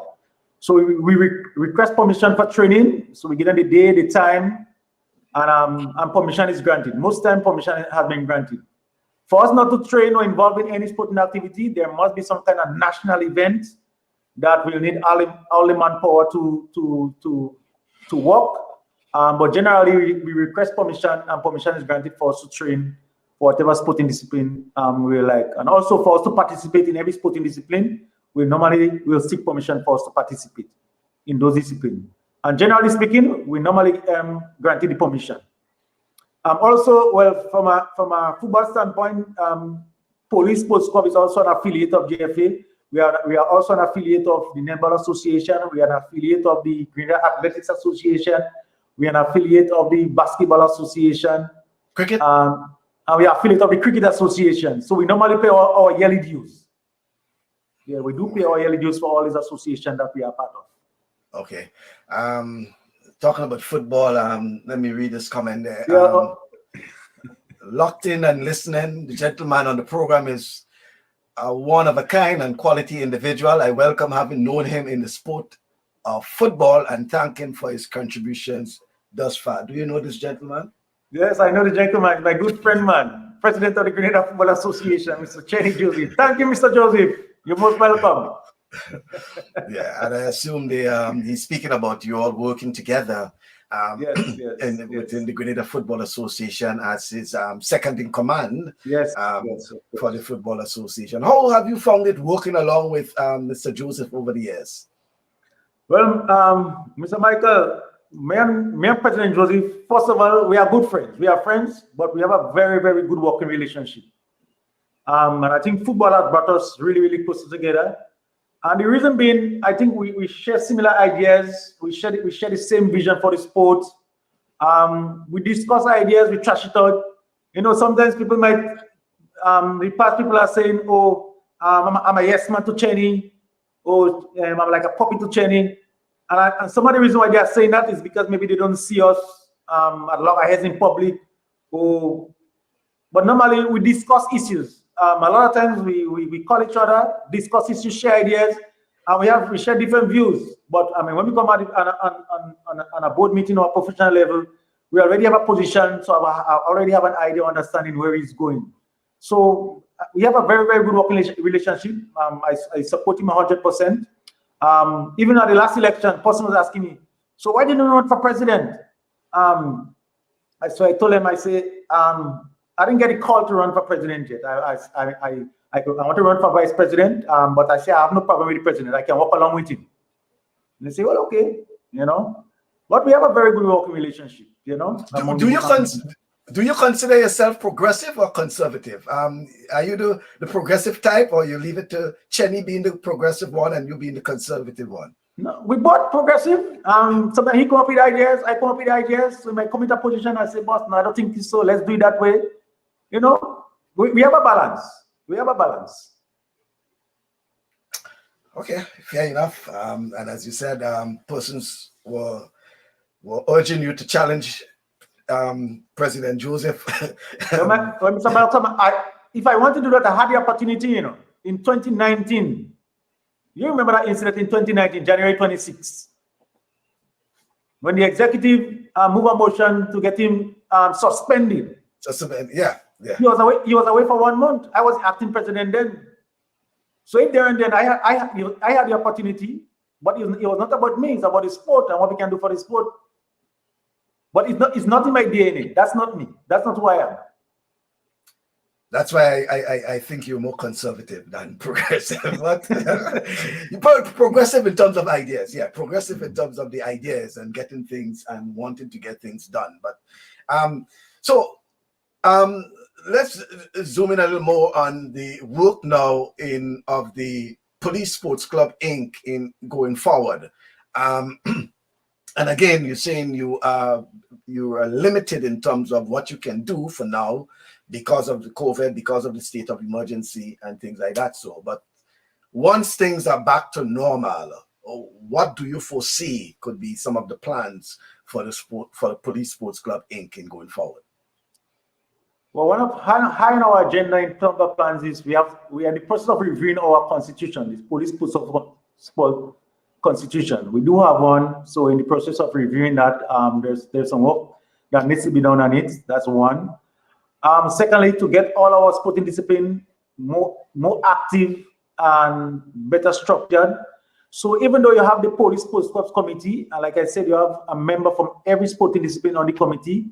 So what's supposed to happen now? So every sporting discipline now have to have a subcommittee to plan and organize activities within the sporting discipline. So for instance, football will have its own construct, netball will have the same, basketball, table tennis, and the likes like that. So this is something we have to get them to a common understanding and to understand that. We're also looking forward to getting our sports club members in general, some in terms of capacity building, in terms of sports club administration. I think it's still key, that we get that understanding and get some training in that regard. So this is something we'll be also looking forward to. At least making the sports club become a little more viable and getting to be more actively involved in all of the sporting discipline, especially in the areas that we are lagging. For instance, like I tell you, now we are back in netball. Athletics is an area you have to work on in that regard. So we have to take it step by step. It's a lot of work, but we're taking it step by step and hoping that officers come in and show the interest to get involved.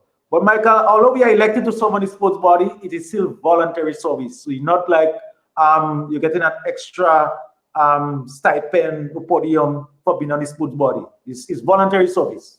So if today or tomorrow you say that I'm no longer interested in the sports club, there's nothing that they can hold you and say you have to stay. Most of us doing it because we love it and we have a passion for it.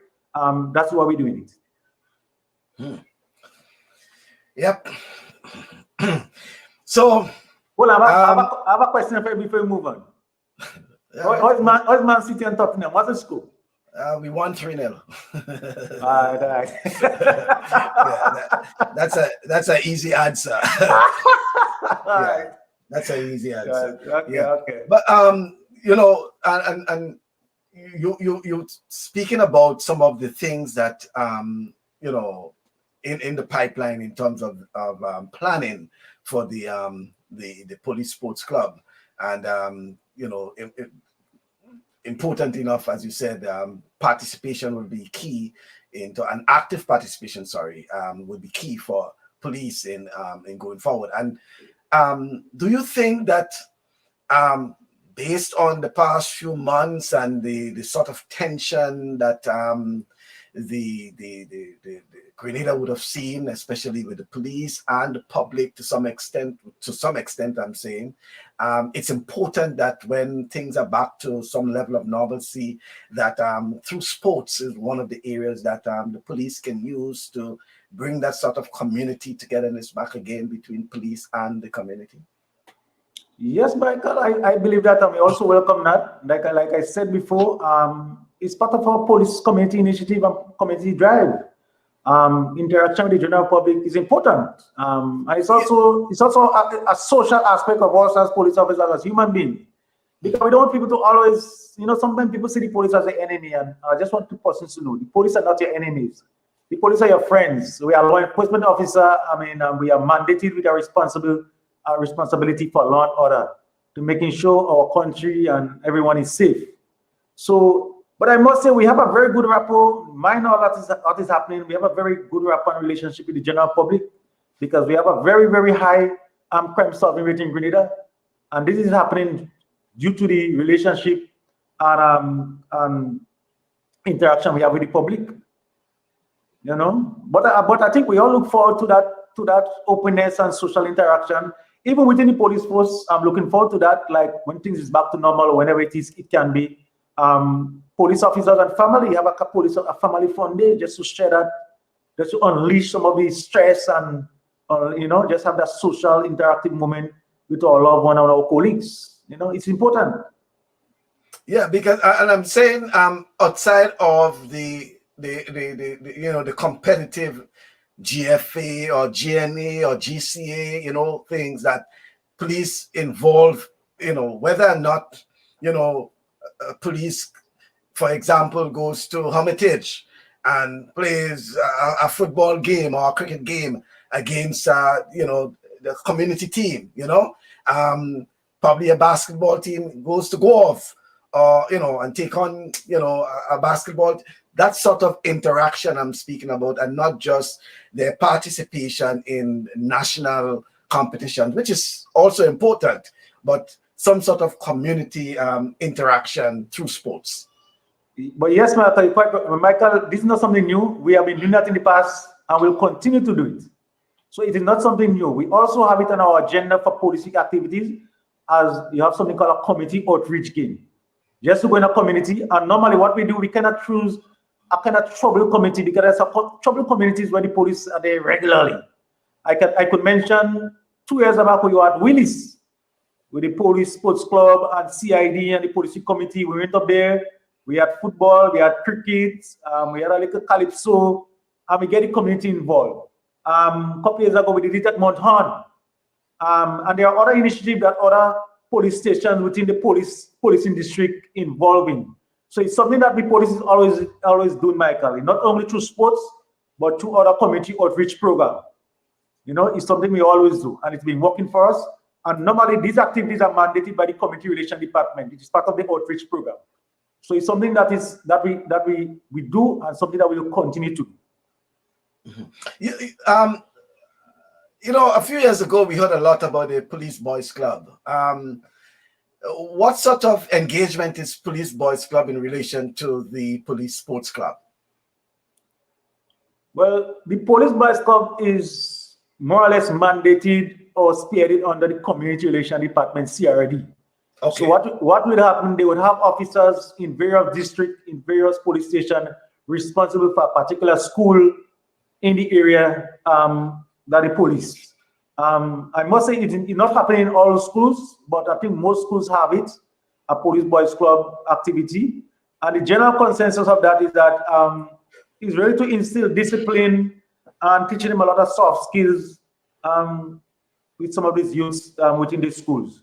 We also provide events for them to participate in our police athletic sports meet. So there is a boys club, there's a race for boys club, and also there's a race for police children, whether boy or girl. We allow all of them to run, and trust me, we give all of them a medal because we know it means a lot to them.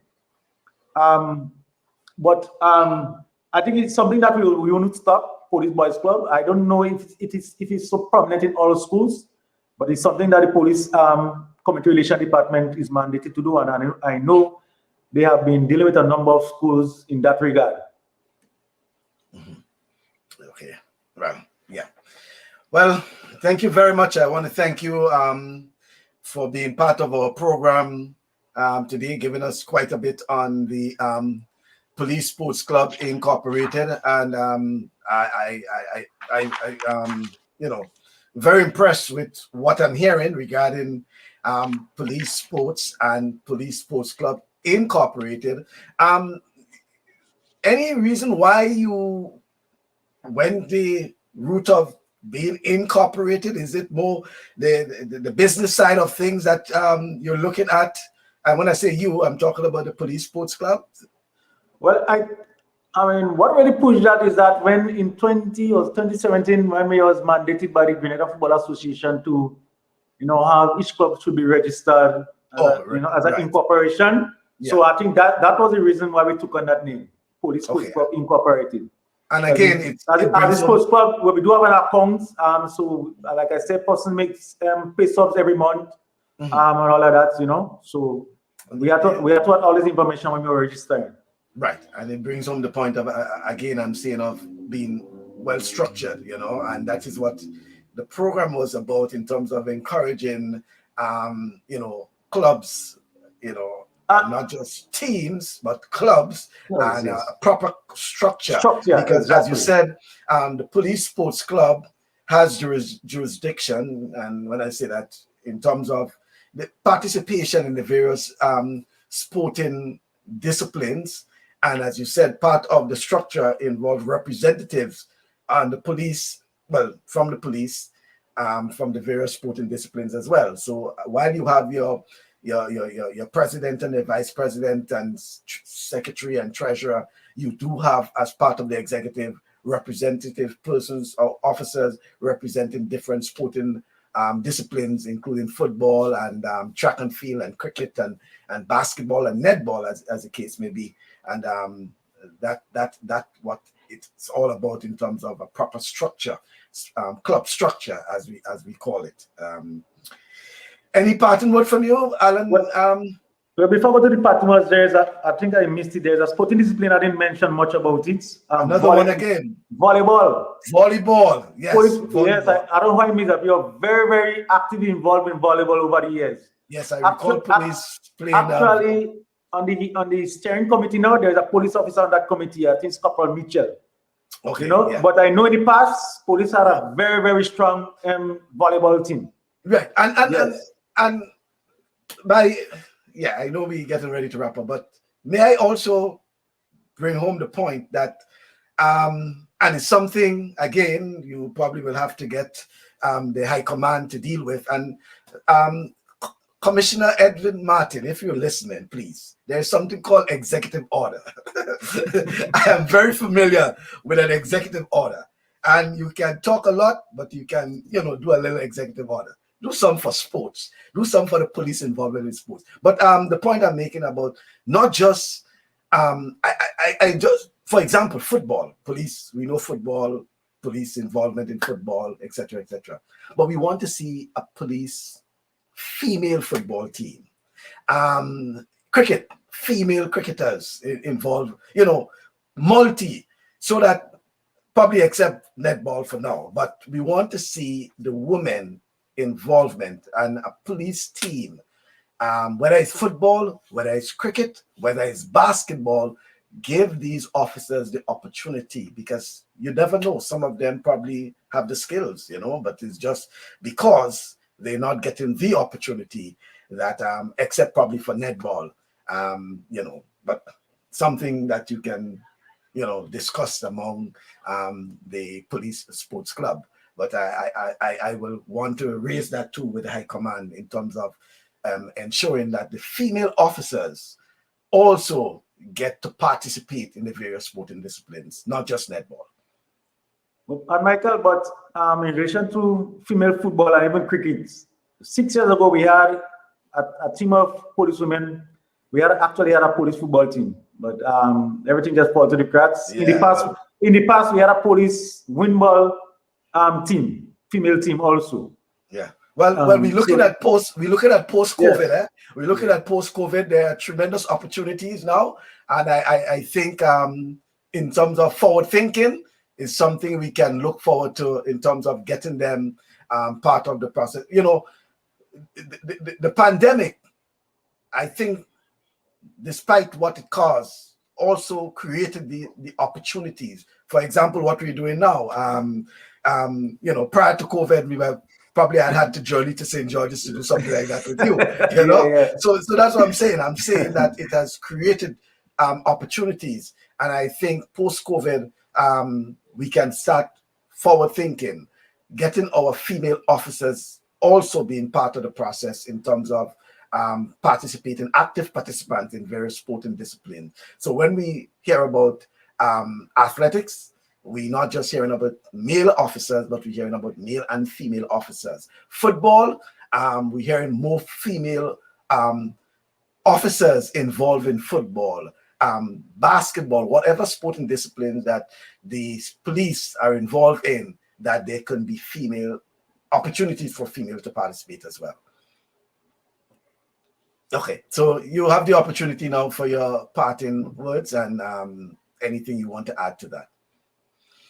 Well, Michael, in closing, I must say that sports has been an integral part of the Royal Grenada Police Force. It's part of our strategic objective and our strategic plan in terms of community policing.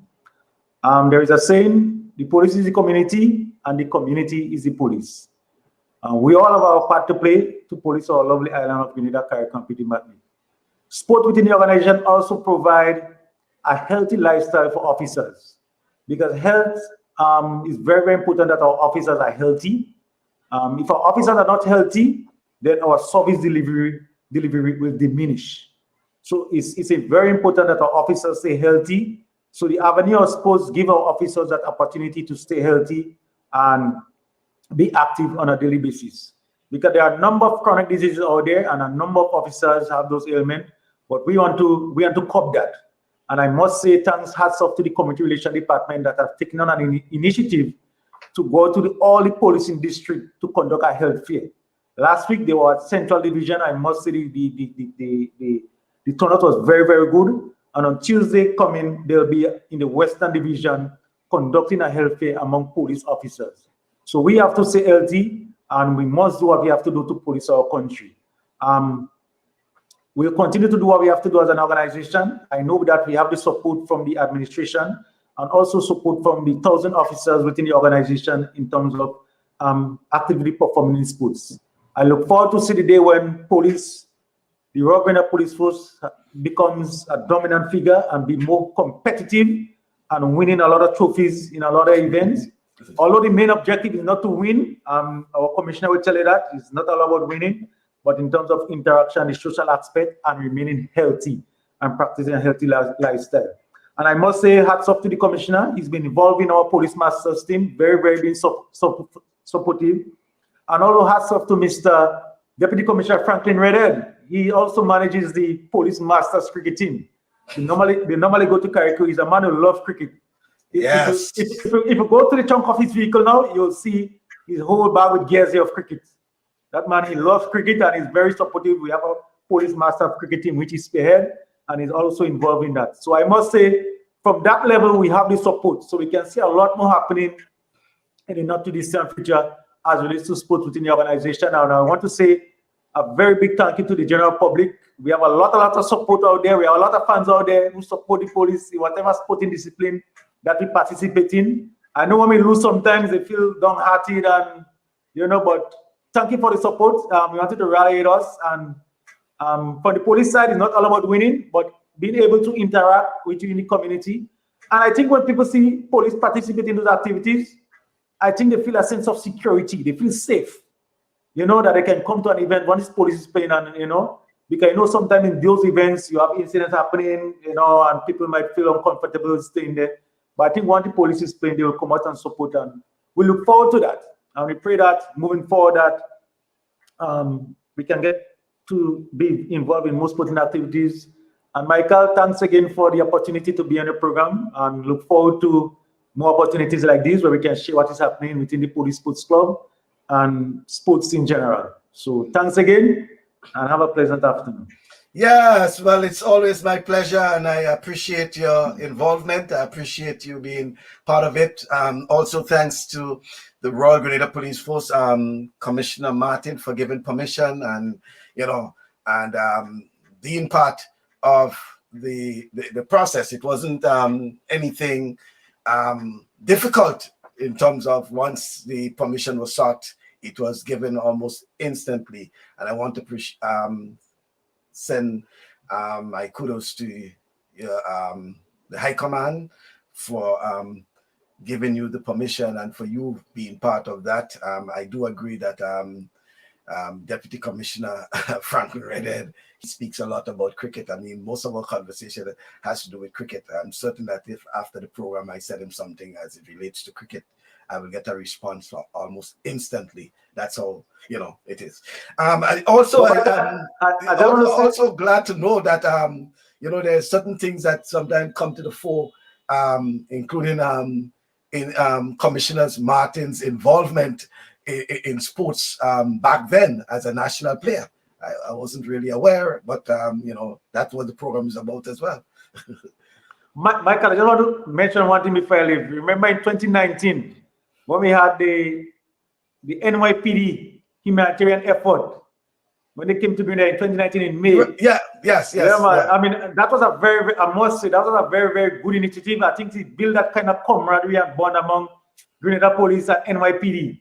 And I must say, hats off to Mr. Nimrod, now retired, for arranging that. And actually, we were supposed to go to New York the following year, but unfortunately, for the return match, because we beat them 1-0 at the stadium and they didn't like that, so they want a return match. So that we still have a return match with the NYPD, but it was a well-organized event and it was well supported by the public, and it was a very, very great event in that regard. Thank you very much. Thank you once again. Thank you, Michael. Okay then. So that's Inspector Allan James of the Royal Grenada Police Force. He's actually the secretary of the Police Sports Club Incorporated, to be exact, and he was providing us with the information regarding the Police Sports Club and their involvement. I want to thank him. I want to thank the Royal Grenada Police Force for being part of our program and to encourage them. And I'm making that plea again that we need to see the police more involved in sports in Grenada. It's important. They play an important role in that.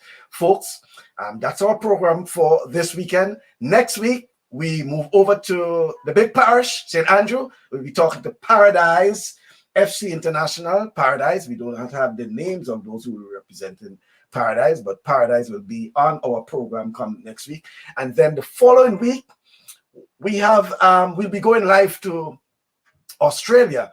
We'll be speaking to the author of the book, The Unforgiven, Missionaries or Mercenaries, the tragic story of the rebel West Indian cricketers who toured apartheid South Africa.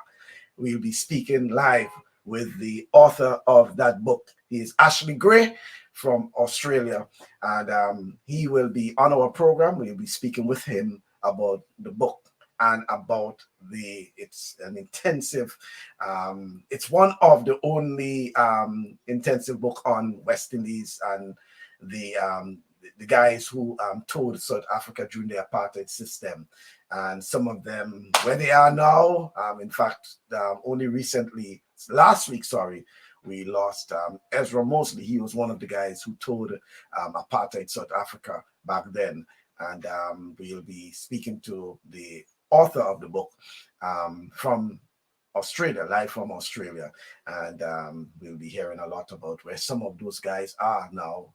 It's sort of heart-wrenching to know where some of these guys are, their conditions, etc.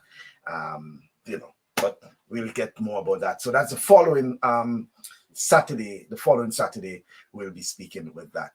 And then, what again? Yeah, so next week, God's willing, we'll be moving to the big parish, St. Andrew, to speak to Paradise International, one of the top sporting clubs from the big parish, although they deal specifically with football, but I think it's more structured now. And we'll be speaking to members of the Paradise in FC International. Thank you once again. That's our program for this weekend. Happy Valentine's to those who will be, as we say, it's a cuddle alert, and for those who will be, making use of the day, the special day on Sunday. Happy Valentine's to you, and thank you to all those who will be part of our program. Rudian, thank you as usual for being part of the program. Chenny, Roger Duncan, we look forward to your continued support. You and the Grenada Cooperative Bank, not just for the Royal Grenada Police Force, but I must say for sports in particular. As you know, the Royal Grenada Police Force, the St. George's, the Grenada Cooperative Bank, they have been involved in sports for many years, including, the primary school, national primary school sports, and, just talk about sports, and they have been involved in that. And so I want to thank Roger and the Grenada Cooperative Bank, Mr. Duncan and others for that. Zaved, always being part of our program. Thank you. And Mr. Fortune. So that's our program once again. And thank you for being there. On Thursday, we will have another program. That's Thursday at 6:30 Eastern time, which is 7:30 Eastern Caribbean time, a 1-hour program of TalkSports. And then on Saturday, we move to the big parish St. Andrews to speak to Paradigm FC International. And the following Saturday, God's willing, we'll have the author, that's Mr. Ashley Gray, the author of The Unforgiven. He'll be looking at the West Indians who toured apartheid South Africa back then. Thank you very much for being part of our program, and do have a wonderful weekend.